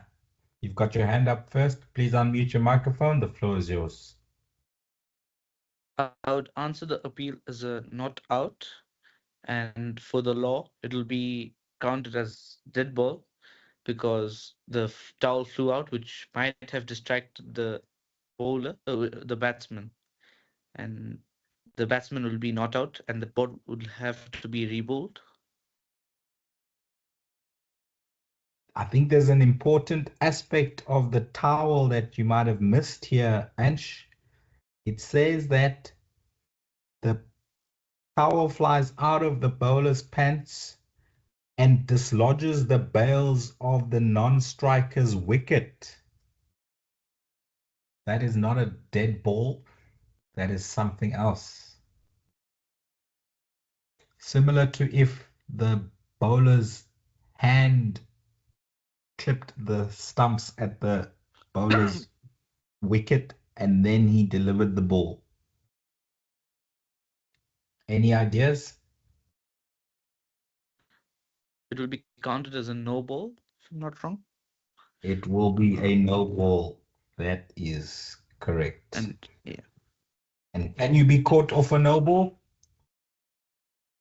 No, it will be not out because of the odds of the appeal will be not out, no ball, because the towel clipped off the bails, and therefore it will not be caught out because it's a no ball. There we go, and well done. Yes, I guess you could say that the batter was distracted, but the batter didn't say afterwards that, hang on, I saw a towel falling off the trousers of the bowler, so I was distracted. So let's just go with the no ball because it is as per law if the bowler in his or her delivery stride dislodges the bails at the bowler's end, whether by his person or any clothing or equipment that falls off his or her person, that will be called a no ball.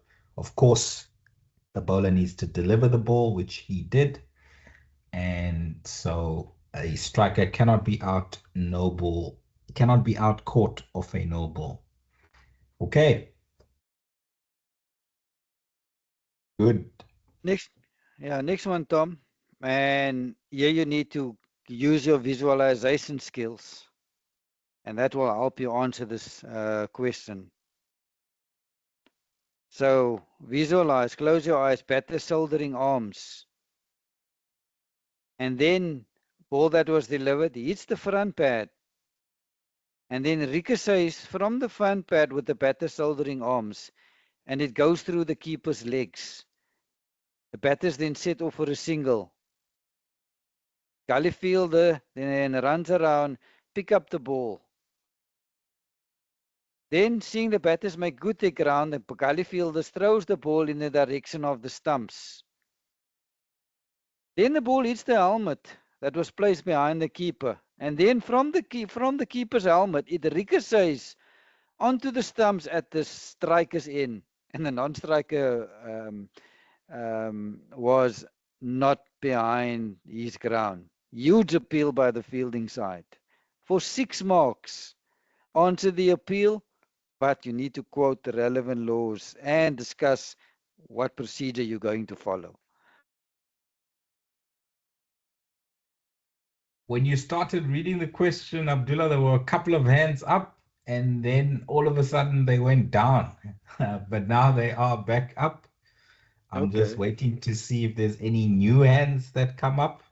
I saw a viewer's hand was up when you started the question, but he's one of the ones who put his hand down. So we will go with the freshest hand up. Priska, please unmute your microphone and take us through this scenario. There's a lot going on here. In this scenario, the striker didn't play the ball. It hit parts of his clothing. And the ball hits the helmet of the fielder. Therefore, the umpire will call and signal dead ball and award 5 penalty runs to the betting side. And the ball shall not count as one of the overs. And the bettors will go back to their original positions. Yeah, I think, and the ball needs to be reballed because soldering arms is not allowed. Okay. I'm done. Priska, there's quite a lot of information that you've given us there. Some of it is correct, some of it is not correct. So I'm going to give a chance to the next hand up. Isanula, please unmute your microphone and take us through this scenario.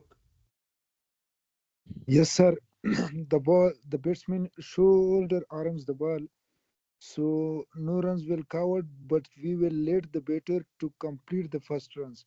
As the ball goes on, the fielder field the ball he throws and hit the helmet. The ball will become dead, but no penalty runs, and we will return the batters to their original ends. No runs will count, and no dismissal, no penalty runs also.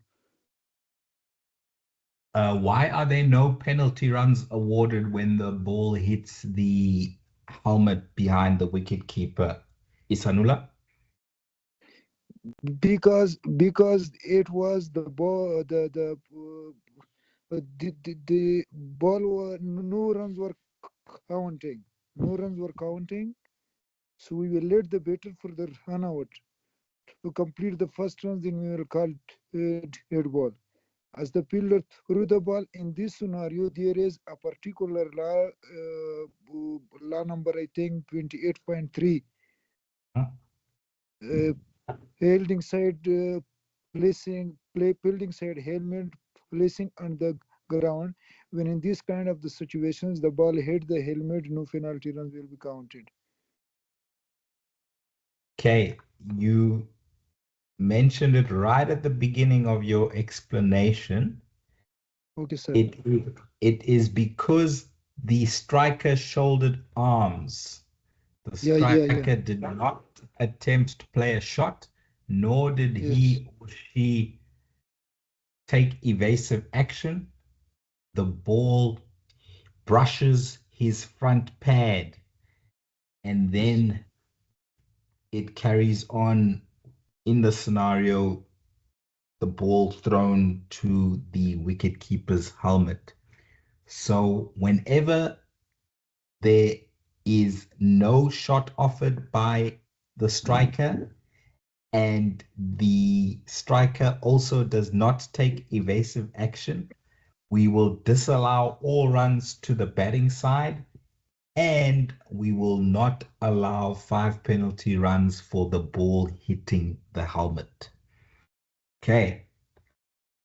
I think you covered the rest of the answer well, except I don't think you or Priska mentioned that there will not be a run out. So it's always important to answer the appeal because there is an appeal. So what is the answer to the appeal? Yes. Not out. Yes, yes. Answer to the appeal will be not out. And what about the marks, sir? Marks to my question. Marks to my answer, sorry. Yes, so I think you probably would have got about 4 out of 6 for your answer there, Isanula. Okay, sir. Thank you. Enough. Abdullah, your thoughts, please. I agree with you. I agree with you, Tom. Thank you. Next question, please. Next question. For 8 marks, it's a two-prong question. The first part is with 2 balls to be bowled in the final over, and batting side needs 3 runs to win. So yeah, already at the start of the over, they give you how many balls, and they tell you how many runs to win. So now visualize this. The striker then slog sweeps, get a top edge, and it goes into the air as the batters are now running. And they complete their first run. And batters had not crossed for their second run when the non-striker deliberately makes bodily contact with the bowler who's trying to catch the ball. The bowler then drops the ball and the batters complete 2 runs. The first part of this question is, so if this delivery was a fair delivery and now they appeal for 4 marks, what procedure are you going to follow? And how many runs to win? How many balls left? That's the first part. Let's just answer the first part first, Tom, and then we'll get to the second part. The first part is it's a fair delivery. Ansh has got his hand up. Ansh, please unmute your microphone and take us through the first part of this scenario. So the ball was a fair delivery. That's what we are told. And then there is an appeal. So the appeal is by the bowling side. So my first procedure to follow will be giving the non-striker out, obstructing the field, because he got in the middle to avoid him getting out and them getting 2 runs off the ball. So now there'll be 1 ball left, and there'll be 8 runs to win because the batting team will get a 5-run penalty. The bowling team will get a 5-run penalty. So the batting side will require 8 runs to win of their 1 ball, if I'm right. And you've given us quite a bit of information there. Some of it was correct, some of it was incorrect. So we'll give Priska the chance to answer question 17.1. Fair delivery, Priska. Who will be out? Okay. That is the first question you need to answer. As the appeal is out, so the striker is given out, and the new batter, we have to face the next delivery, and the team will need 1 more run to win the game. Okay, let's take it 1 or 2 steps back. The striker is out. I'm happy with that. Please explain to us why the striker is out, Priska, even though it was the non-striker who deliberately makes bodily contact with the bowler. Because they were attempting for a second run. That's why the striker is out. That's what I'm thinking. Not quite, not quite. I see a couple of more hands up. I would like to hear from Cizo. He's already got his microphone unmuted. Cizo, Okay. can you take us through 17.1, please? Yeah. The striker is out because this was a fair delivery, and the non-striker, although the non-striker is the one who caused the obstruction, where he obstructed a catch, the striker will be out. Okay, because the non-striker obstructed a catch from being taken, or the obstruction prevented a catch from being taken, Therefore, because it's a fair delivery, the striker will be given out obstructing the field. Perfect. Now, please take us through the runs scenario in 17.1, CISO. Okay. I think in this one, then we might have to disallow all the runs, as there was a catch that was to be taken. And in this case, they'll have 3 runs to win. That is correct. Because a catch was prevented from being taken, no runs will be awarded to the batting side. And so 3 runs are still required to win the match. And there is 1 ball remaining. Ansh, we do not award 5 penalty runs to the bowling side for an obstruction by the batters. We merely give the batter out obstructing the field. And if it is a fair delivery and a catch was prevented from being taken, regardless of who obstructed the field, it will be the striker who is given out obstructing the field. I think we've covered everything for 17.1 there, Abdullah. Yes, we have. Great. Yeah, and Priska mentioned that the new batter will be on strike. So yeah, we've covered everything. Correct. Now 17.2, Tom. Exactly the same scenario, but now the umpire called a no ball. So now there's an appeal. So what will he now do? What will how will he answer the appeal? And now in terms of the runs and the balls, what are we looking at? Any hands, Tom? Yes. Isanula has had his hand up from 17.1. Isanula, do you want to take us through 17.2?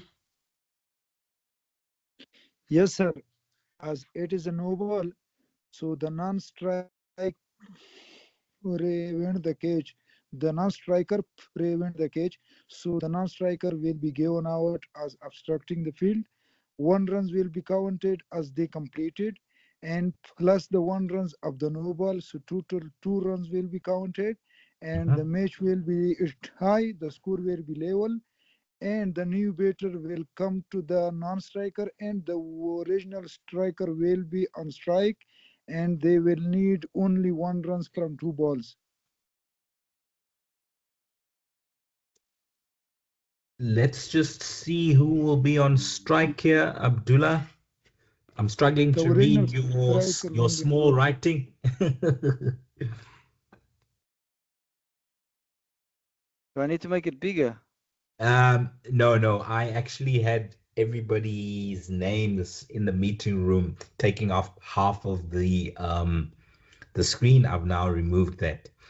So yeah, you can take us through the answer. I think Isanula has got it spot on. Yeah, Please it's got a spot confirm. on. Yeah, no, spot on. Well done. Thank you, sir. Question Thank you. 18. Thank you. Question 18. Again, best ways to to answer these questions, or this works for me, if you're able to visualize it. If you can visualize the scenario, it helps you answering the question. So now visualize. Batter plays the ball to deep square leg. Square leg fielder runs to field the ball. While running, the square leg fielder's hat accidentally fell off his head. Square leg then picks up the ball and returns it to the keeper.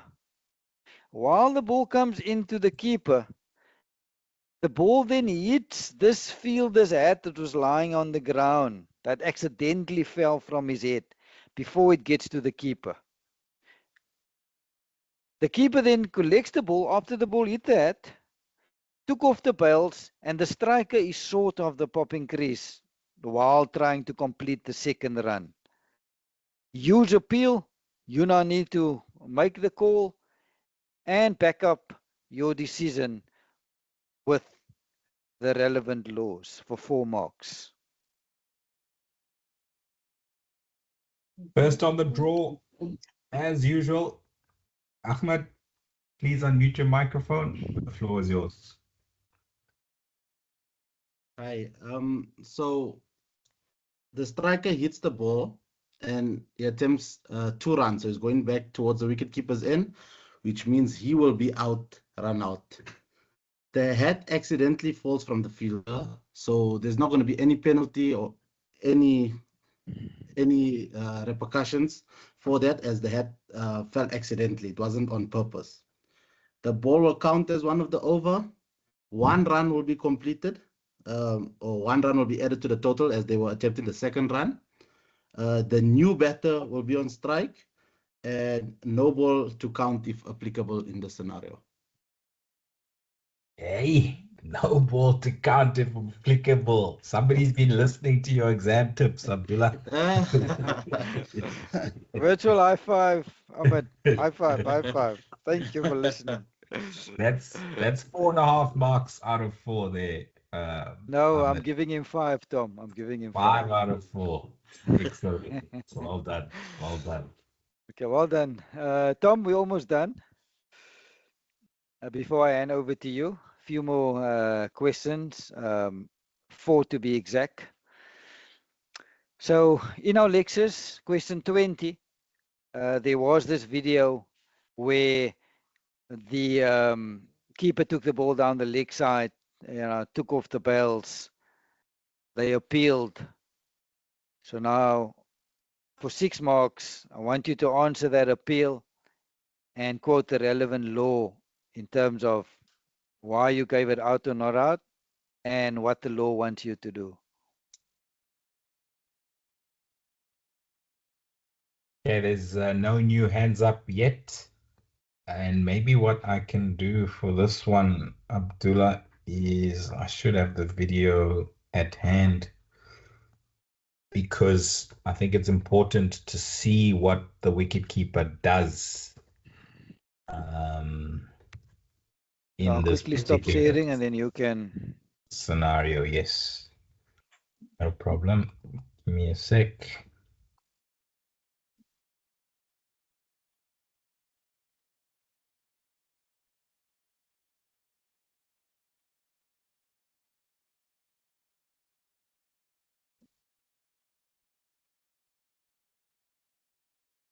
Okay, so this is our scenario.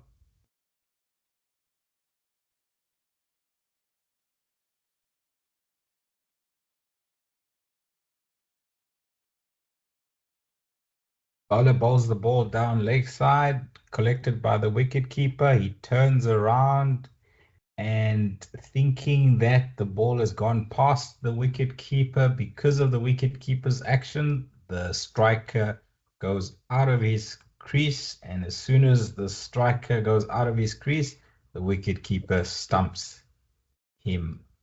So, question is this out stumped or not? You need to answer the appeal, and you need to give us reasons pertaining to the relevant law for the answer of your appeal. We have got our usual suspects with hands up, but I do see a new name.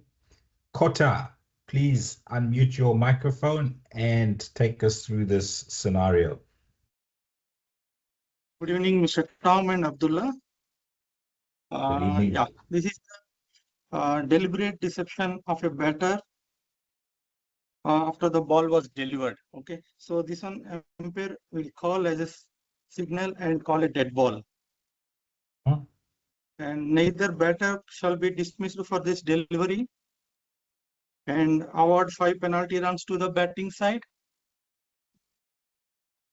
This ball shall not count as one of the over. Batters at the wicket shall decide who face next delivery. Inform to everyone and report incident to the governing body end of the day.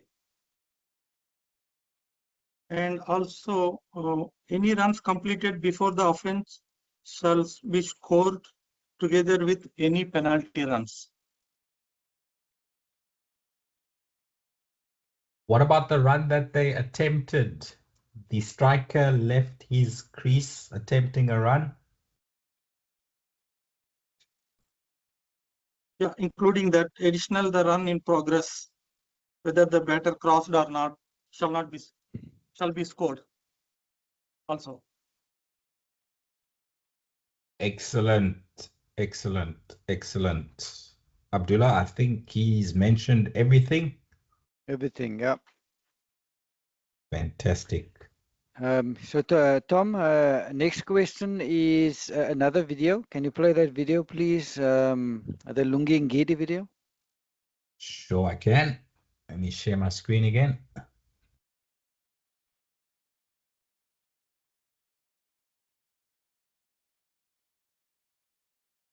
Here we go.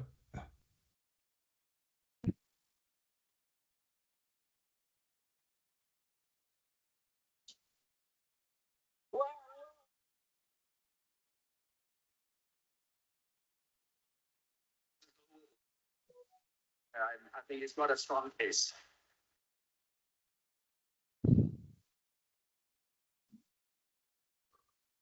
Let's see if we get any new hands. Pretty straightforward question for anyone to answer. We've got our usual suspects with their hands up. I'm going to wait a little bit longer to see if we get a new hand or a fresh voice to take us through this scenario.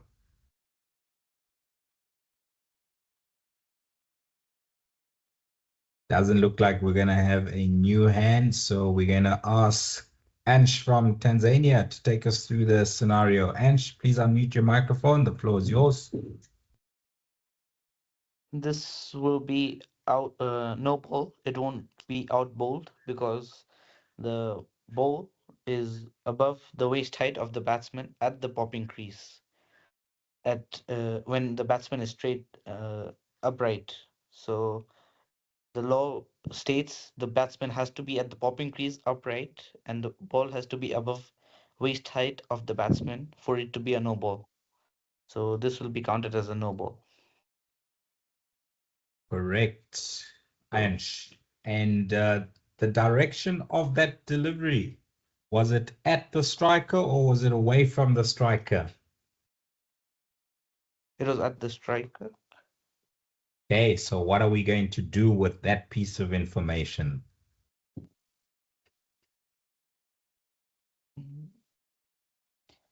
I'm not really sure about that that part. Okay, we've got another couple of hands up. I'm going to ask Neville to unmute your microphone. Neville, the delivery was directed at the striker. So what are we going to do? So as per the law, we will give the bowler warning, first and final warning for the innings. We'll let the captains know and we'll let the umpires know as well, and we'll also note it down when exactly which over and which ball it happened. Correct. Because this delivery could potentially have caused harm to the striker, we will give the bowler a first and final warning for a full toss above waist height that is likely to inflict harm on the striker, and that warning will last for the rest of the innings. And yes, good idea to inform the captain of the fielding side, obviously the bowler, as well as the batters at the crease. Well done, Ansh. Well done, Neville. Thank you. Next question, please, Dulap. Tom, almost done. 3 more questions. Third last one is question 22. So what procedure will you as the bowlers in umpire follow, and how will you deal with the bowler if the bowler repeatedly runs in the protected area?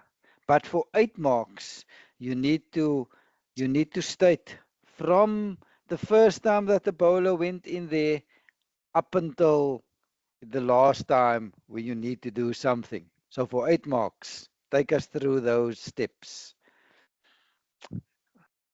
Thanks, Dula. 2 hands up. We will go with Ian Fraser to take us through this scenario. Ian, please unmute your microphone. The floor is yours. On the first offence, the bowler is warned, and that warning will last for the whole of the innings. The fielding captain and the other umpire is informed of your decision. If he continues to do this on the second offence, the bowler is warned again and is told this is his final warning, and his fielding captain is informed of this as well.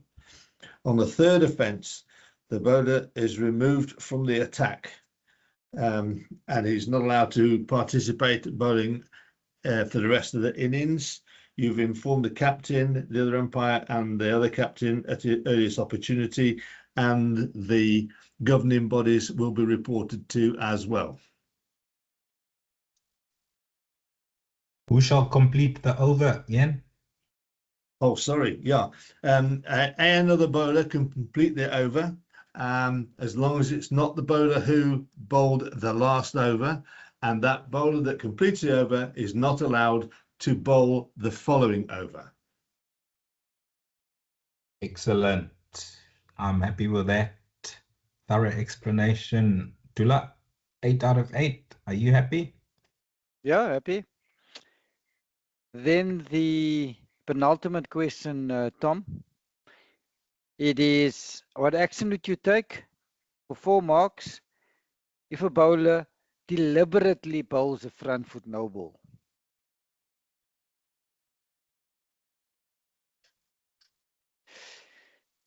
There is a pick. Just give me a second. I think I do have a pick here. Okay, we've got 3 hands up at the moment.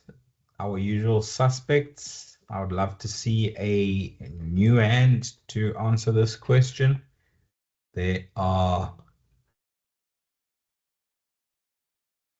a lot of people still in this meeting room, and I don't want to name any names, but a lot of them have not been heard yet this evening. This is a pretty straightforward question. I would encourage anyone who hasn't yet answered any question to give this one a go. I don't see any new hands, Abdullah, so I'm going to give it to Kota to please take us through the procedure to follow when there is a deliberate front foot no ball bowled by a bowler. Yeah, thank you very much. Okay. So as an umpire, immediately we can call and signal no ball. If you see this deliberate front foot no ball, call immediately this and signal no ball.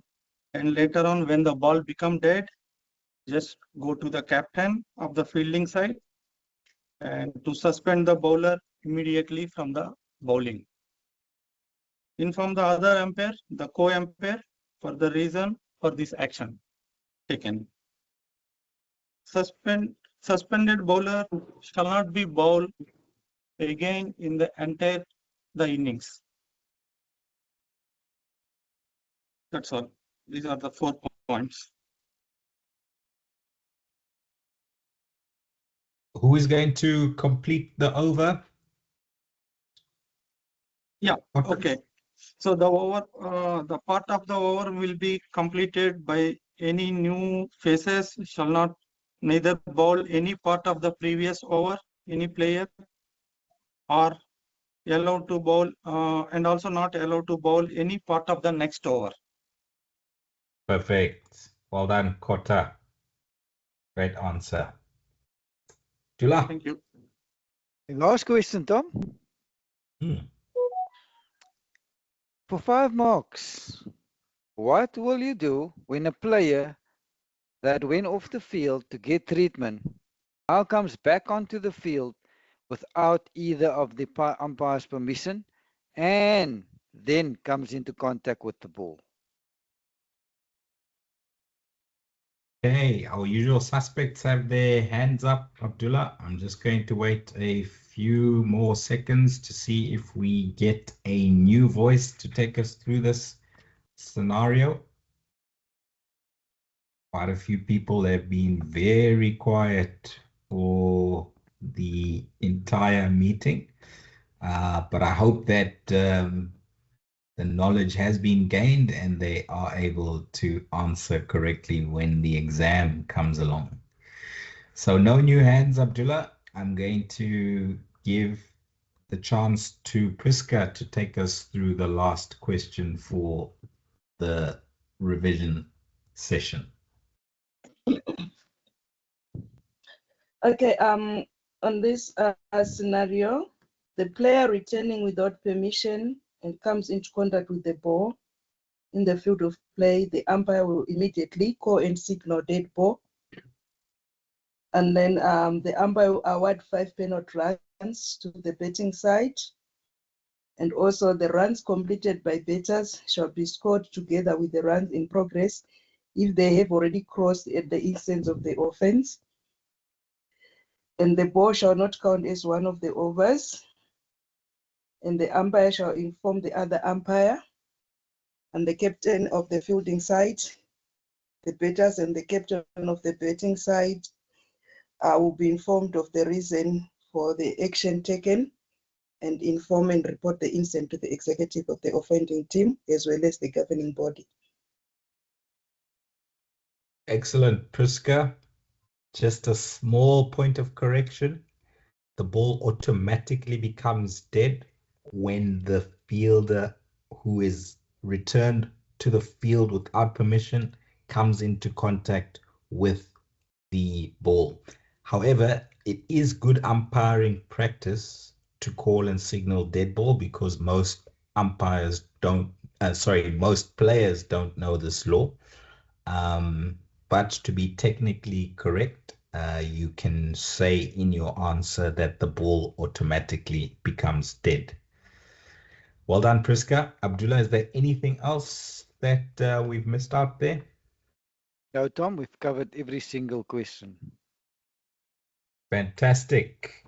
Thank you and well done to all of you who have helped to answer all these 25 questions.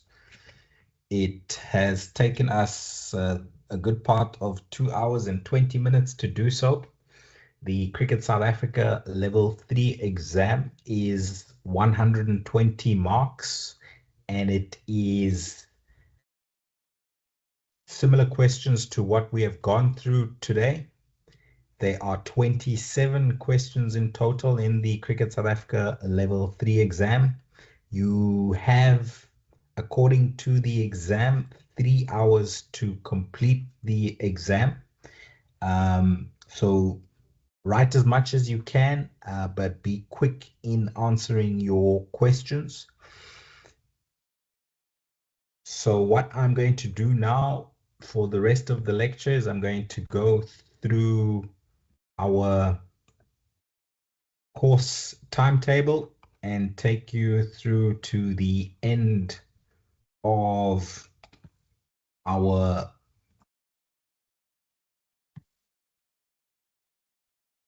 session. We are currently on the lecture number 6, the Thursday, the 17th of November. And this was our revision lecture.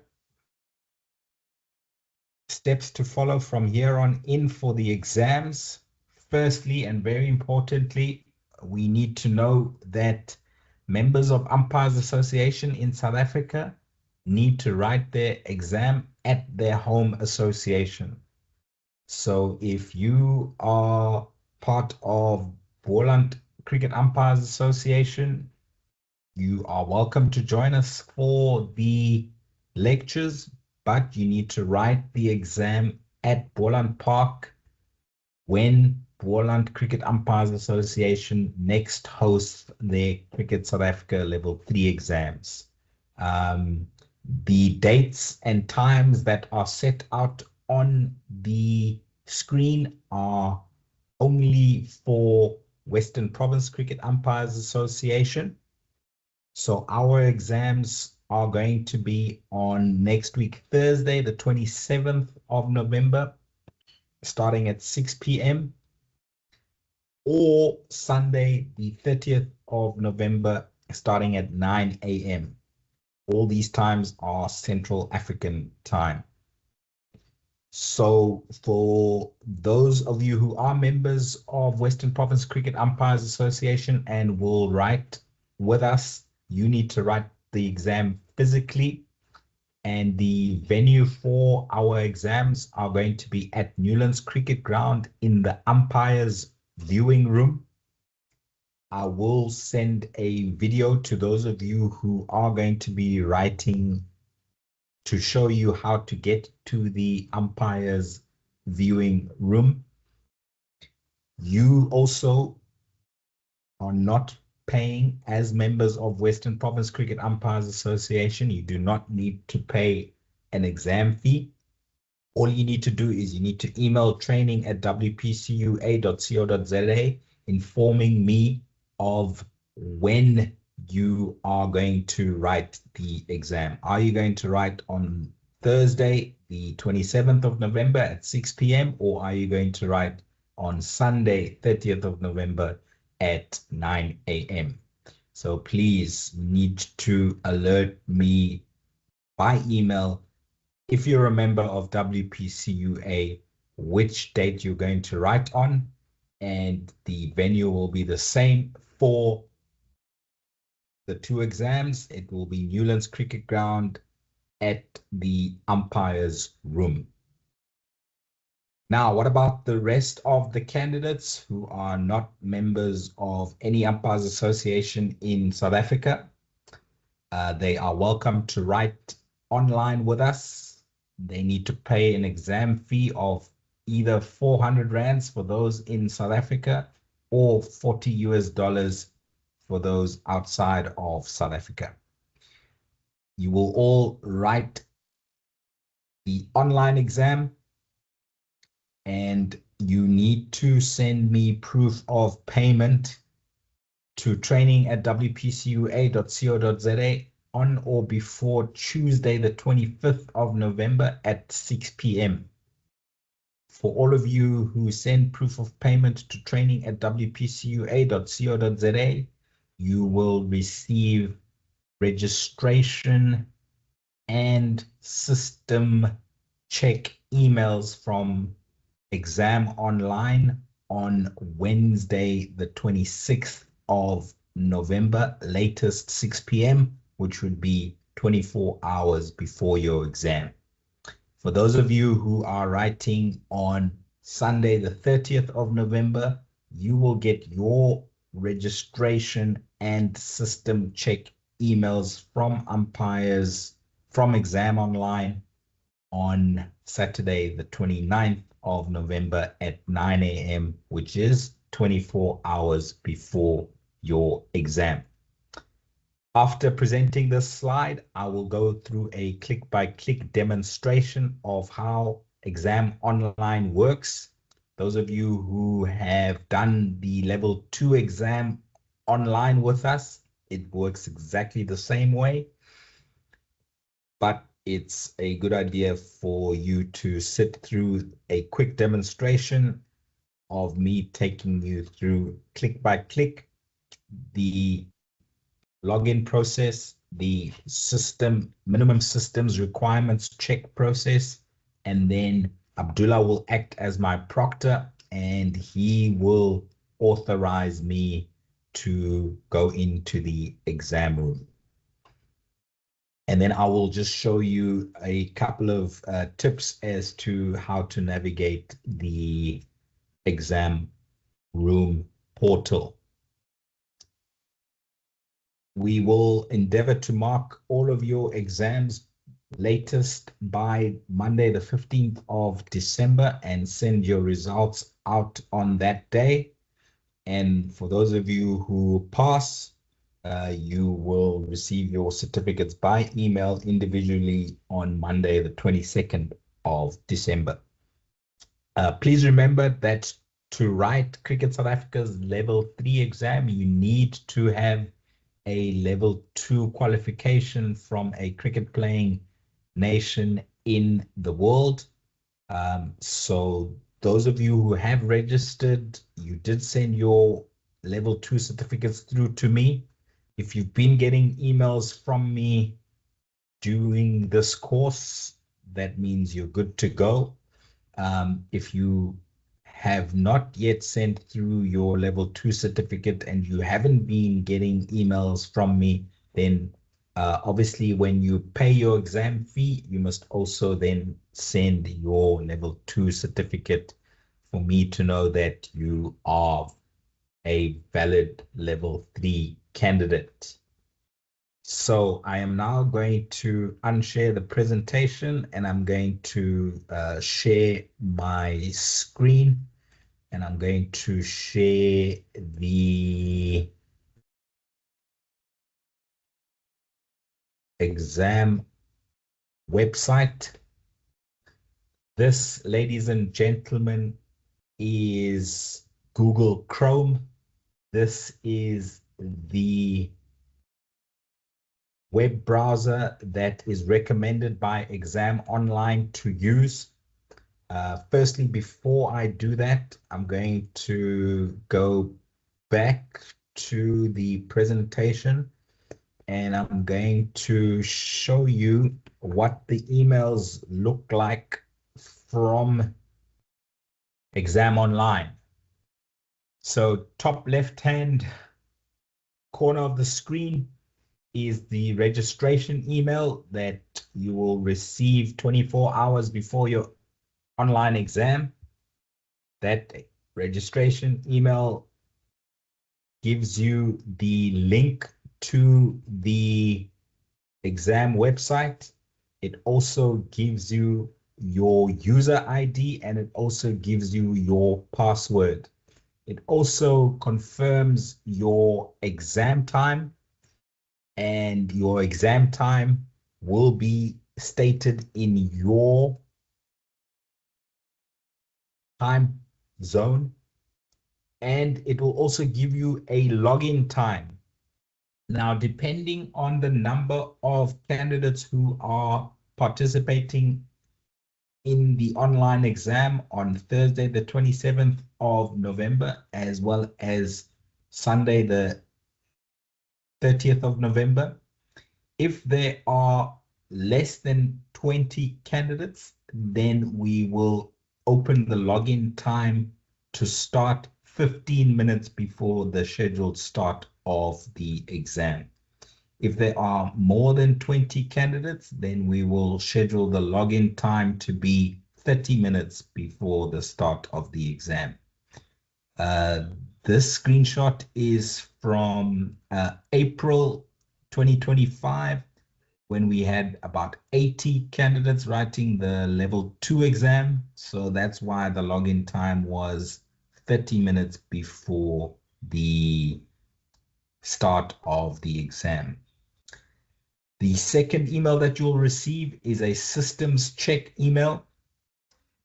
So because you'll receive this 24 hours before the exam, you will have that time in which to check that your device and your internet connection are good enough for the website to work for the exam. So I would recommend that all of you who receive the systems check email 24 hours before your exam, you check that your website is working using your device and using the internet connection that you will be using for the exam. So you will see what I'm doing is I am clicking on the URL to go to the website, and from there, when I log in, as I will be doing now, I will be able to see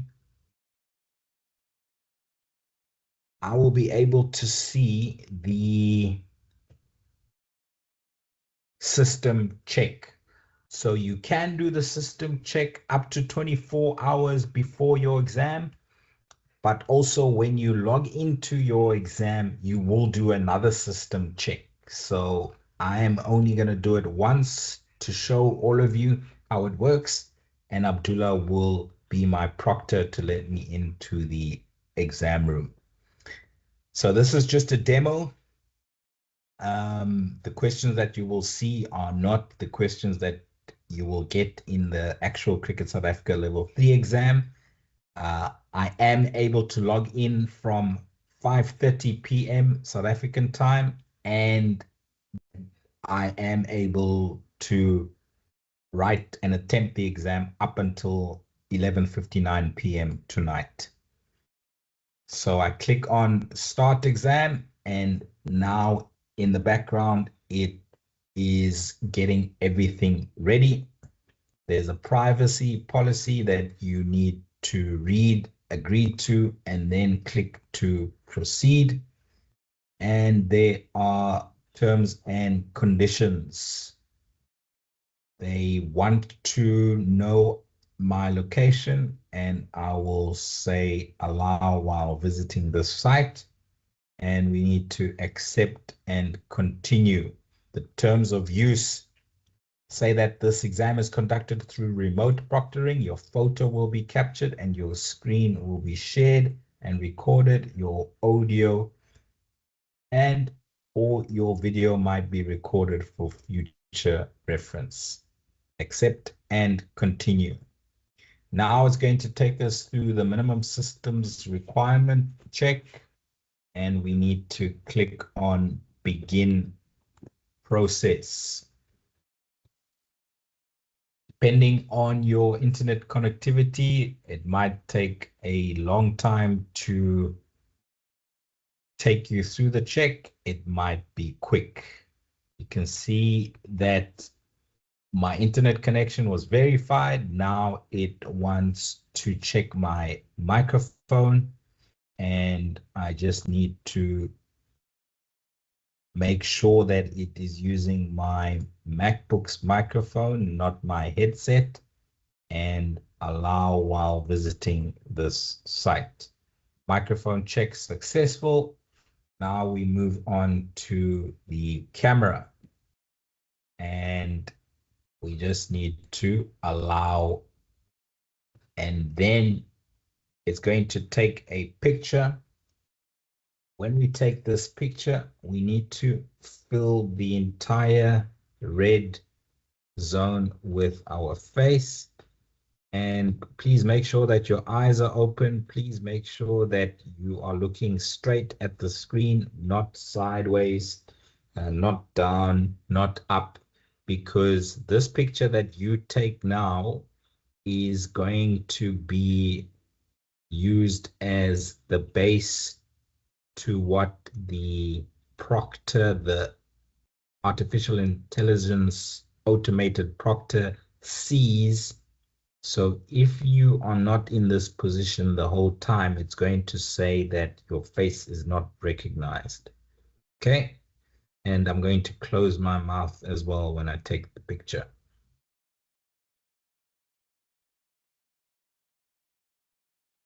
Happy with that? Save and next.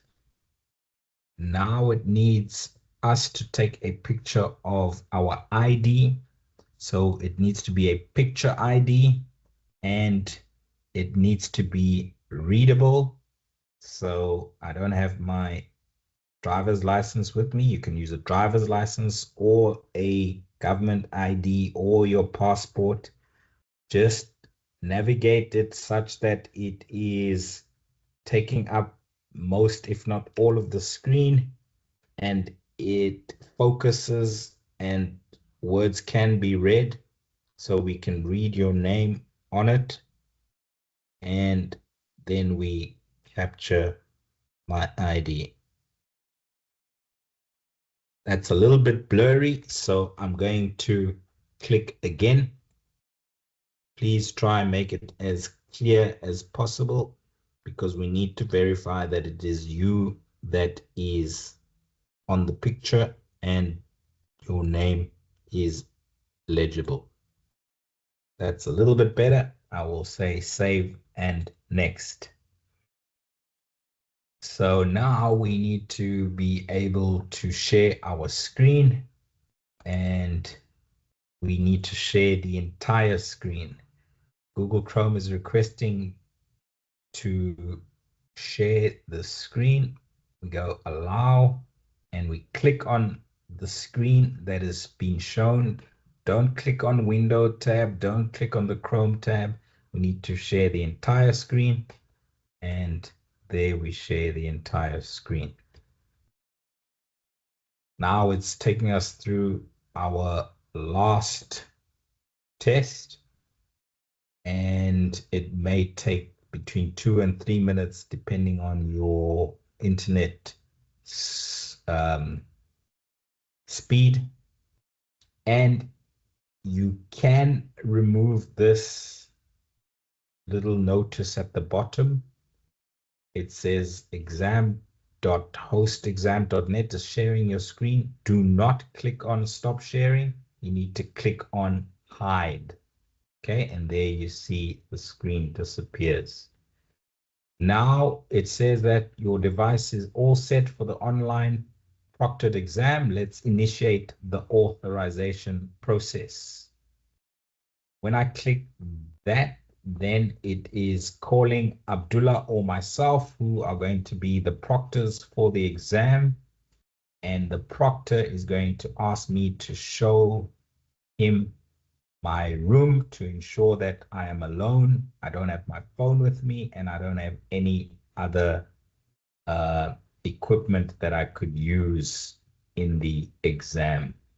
It is a closed book exam, so you should not be having any course material close to you. You are allowed your calculator, but no other equipment. Abdullah, please go ahead with your proctoring duties.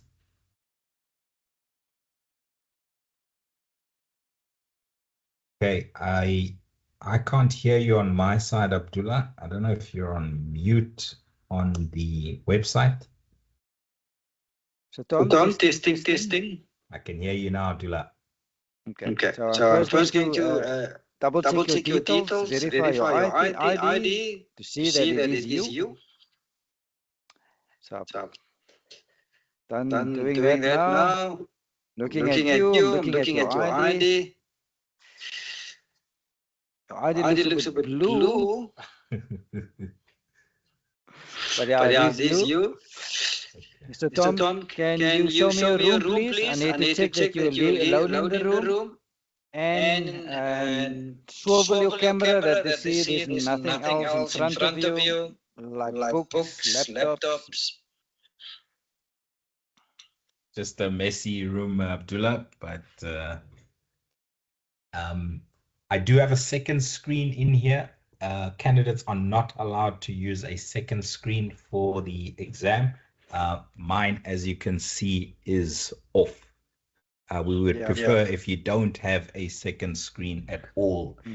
And you can see on my table that I've got my mouse and a few bits and pieces, but no course material. Yeah.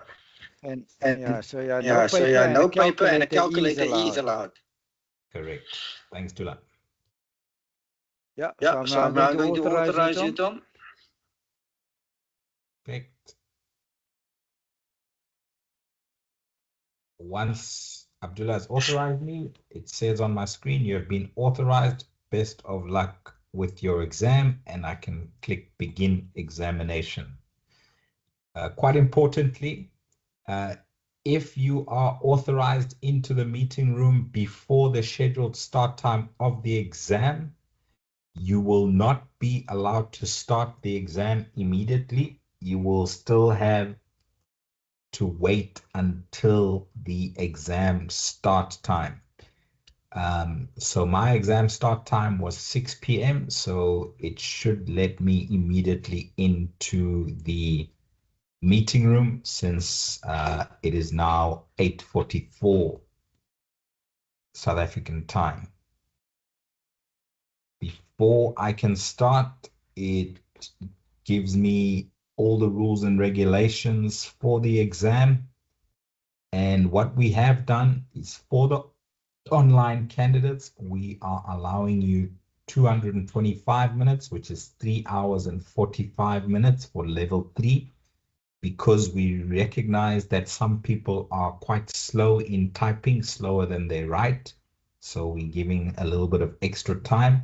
And also, if you are disconnected from the exam, you are allowed to come back into the exam room, but you should know that the time that you were disconnected for, the time keeps ticking in your exam. So that's another reason why we have allowed an extra 45 minutes.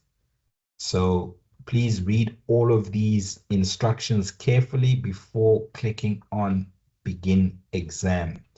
And in fact, I think it's a good idea for us to read some of these. They're very important.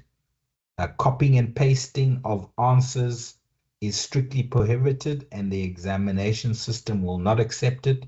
The exam administrator will be notified every time you try to copy and paste an answer, maybe from a PowerPoint slide into the answer sheet.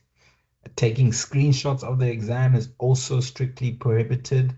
And again, the examiner will be notified. The proctor will be notified. Right, so obviously no cheating allowed, no getting answers from anyone. That's why you need to be alone in your room.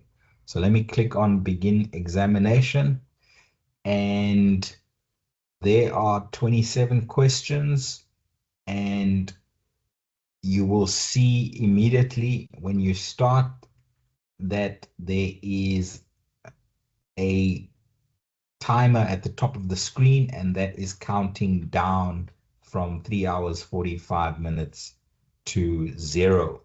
And of course, when you get to 0, then the time is up. To answer your questions, you simply click into the text box and you say answer to the question. Okay, so the text is in normal writing, and you will see if you misspell something that it will be underlined, so you can correct your spelling yourself. And then if you're happy with your answer, you can click on next, and it will take you to the next question. You will notice that there are some red flags coming up. It says speaking or lip movement detected. You are not supposed to be speaking. If you want to read the question out in your head, please do so without moving your lips. Otherwise, it will keep flagging. You will notice as well, if I leave the screen, it says to me, no person present. All of these red flags are being reported to the proctor, and the proctor will say to you by text, do not leave the meeting room. Okay, so Abdullah, maybe you can text while I'm away, and you see the red flag. It says no person detected.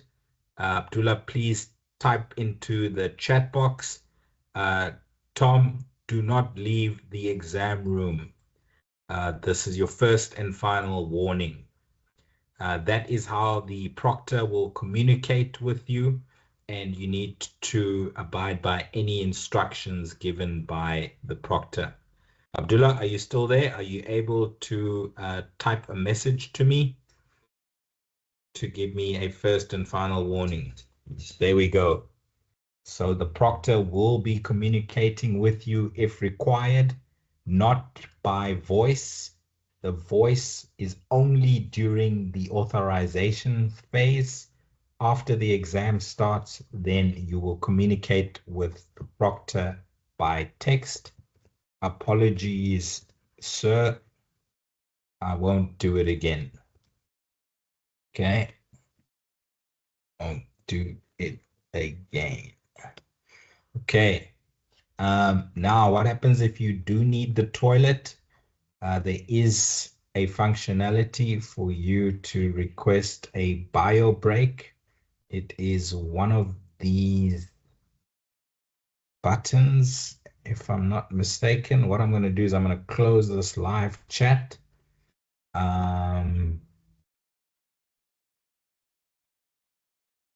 No, that's not the bio break.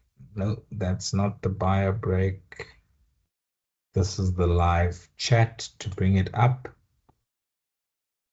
There should be an icon. I think they might have neglected to add it. Here we go. Bottom left of the screen. Take a break.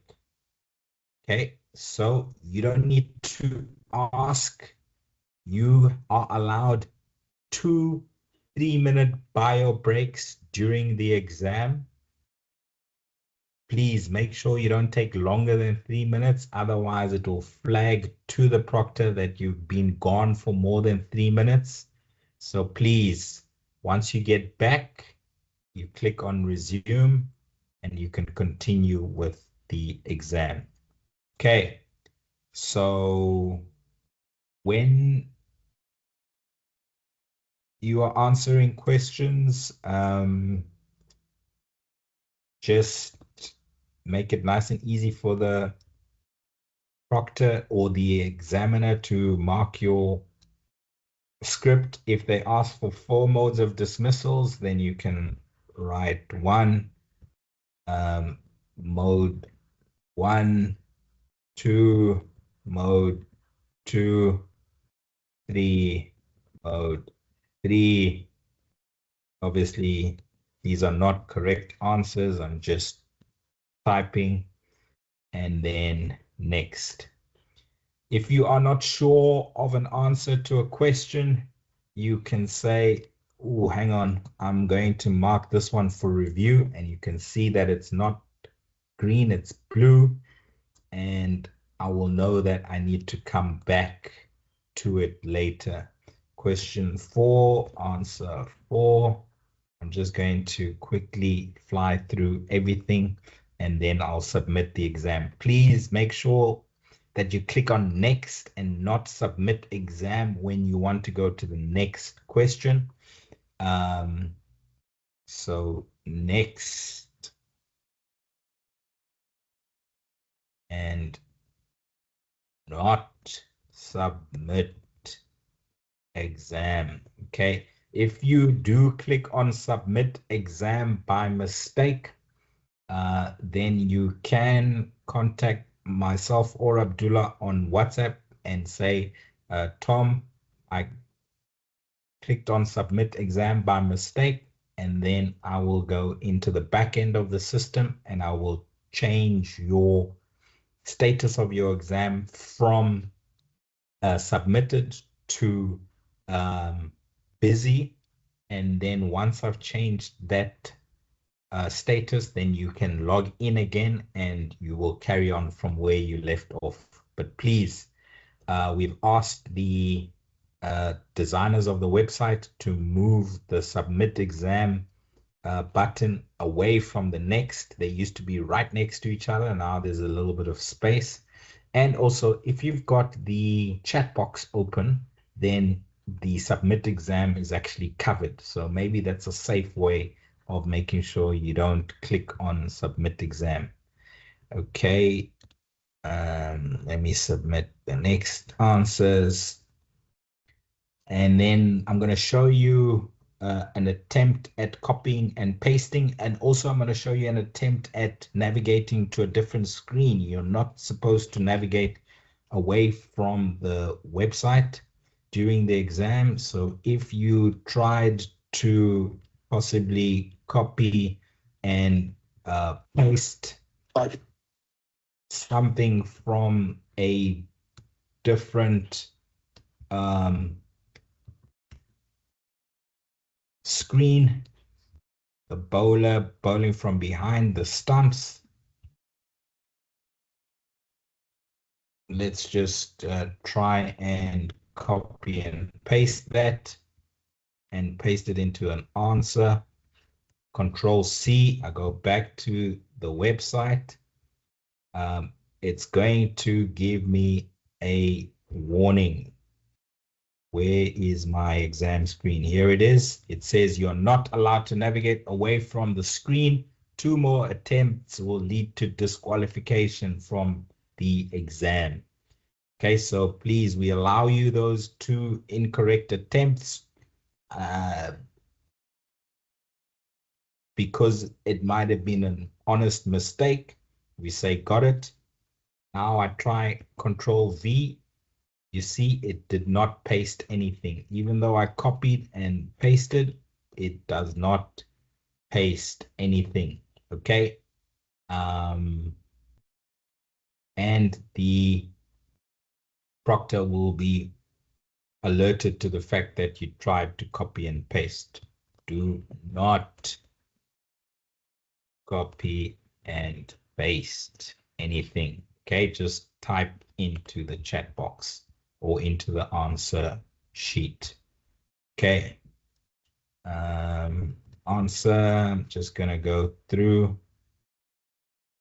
Okay, it says my internet is disconnected or unstable. Try to reconnect.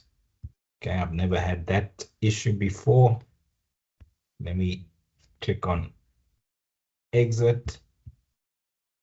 And I think what then you would need to do is to refresh, and it will take me back to a login screen. And unfortunately, I need to go through the system requirements again. Okay, so make sure that you are in a internet cafe or you've got very good Wi-Fi at home.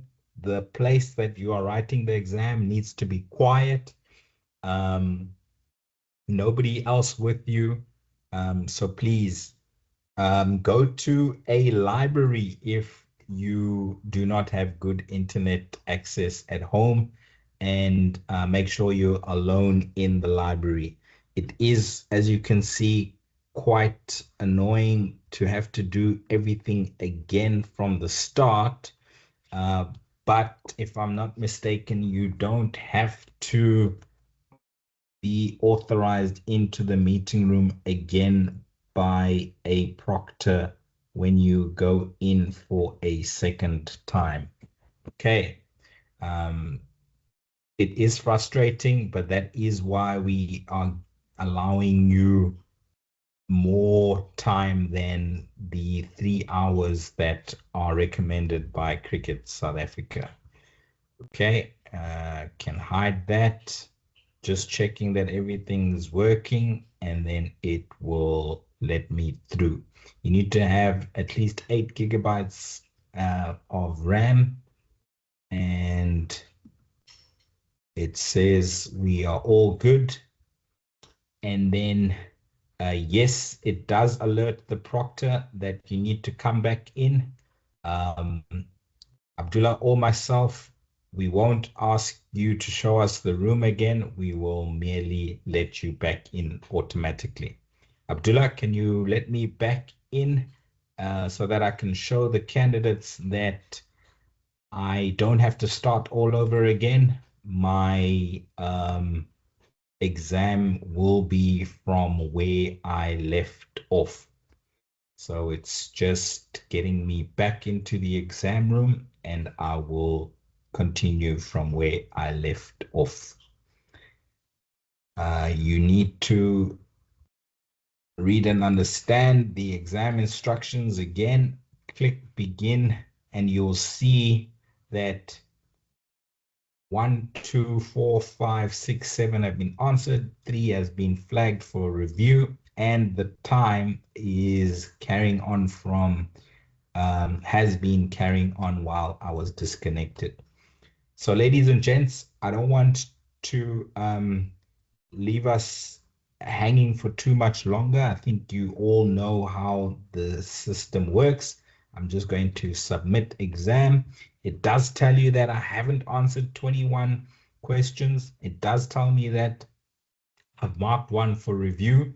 So if I do want to go back, I can still go back and complete all the answers. But I'm going to, for purposes of this demonstration, click on submit exam, then click on submit, and that will tell us the exam has been successfully submitted. Please wait while the recording is being saved. If this process exceeds 5 minutes, feel free to leave. Tells me the exam has been submitted. You may now close this window. So ladies and gents, that is how the Cricket South Africa online level 3 exam works. Very straightforward, very user-friendly. Let's just hope for solid internet connections throughout our exams for us to have a comfortable experience. Thank you so much for being with us for 3 hours. Let us now go back into the chat box. There is one question from Aviwe. He wants to talk about the ball finally settled in the hands of the wicketkeeper. Aviwe, are you still with us? Do you still want to ask your question? If I look into the chat box, Aviwe, if I look into the meeting room, Aviwe is no longer with us. So ladies and gents, before we say goodbye and good luck for the exams, this is our last lecture of level 3. I would like all of us to put on our cameras so we see who we have been dealing with for the last 6 lectures, and we can wish each other luck for the exam face to face. Kartikens asks, in your demo video, the time starts from 3:45 in the exam. Is it the same? Yes, Kartikeyan, for the level 3 exam, even though it's supposed to be answered in 3 hours, we are allowing 3 hours and 45 minutes for the online exam to be completed. Just keep in mind that the time keeps running if you get disconnected. So when you come back in, it will be less than when you left. Ahmed, thanks so much for putting your camera on. It looks like the rest are shy, but I would like to take this opportunity to thank everybody for their attendance and their interaction. I will be sending on a daily basis a list of all the candidates who have paid for or mentioned their dates for the exam, whether it's online or it's face-to-face. So as you send through your payments for the exam, thank you very much, and I will acknowledge them individually on email. Will a noisy environment be flagged in the exam? Kartikeyan, as long as you are not making the noise yourself, as long as you are not moving your lips, that will not be flagged. But yes, we can hear if there is somebody talking in your room. So the proctor will message you to say that they are hearing conversation, and that should stop. Obviously, if the conversation is outside of your room, we would be able to hear that it's not in your room, so that won't be a problem. Priska, thank you for putting your camera on. We can't quite see you, but thank you for the attempt. Priska, I know you had trouble with your internet connection the last time you tried to write the level 3 exam online. Please try and find a library for a very good internet connection and a quiet area where you can write yourself. So all that remains Yeah, I have is decided to move for away. me to thank all of you again for your attendance and your interaction. I wish you all the best for your exam and all the best for your umpiring careers. I will be sending through an online evaluation form for all of you to fill out tomorrow. Please, we are always looking to improve our courses. It is anonymous. You can give us as much constructive feedback as you wish. It will not be held against you in your exam. But once again, thank you all very much for your attendance and your interaction over the last 3 weeks. I am sure you will do well. Good luck for your exam. Hope to see you on the field making your decisions without fear or favor. Wherever you are across the world, thanks for joining us. All the best. Thank you and goodbye. Thank you. Goodbye. Cheers. Bye bye, guys. Thanks. Bye. Cheers, Ahmed. Cheers, Ansh. Cheers, Neville. Thanks See you, for Tom. all putting your cameras on. Cheers, Tom. Cheers, guys.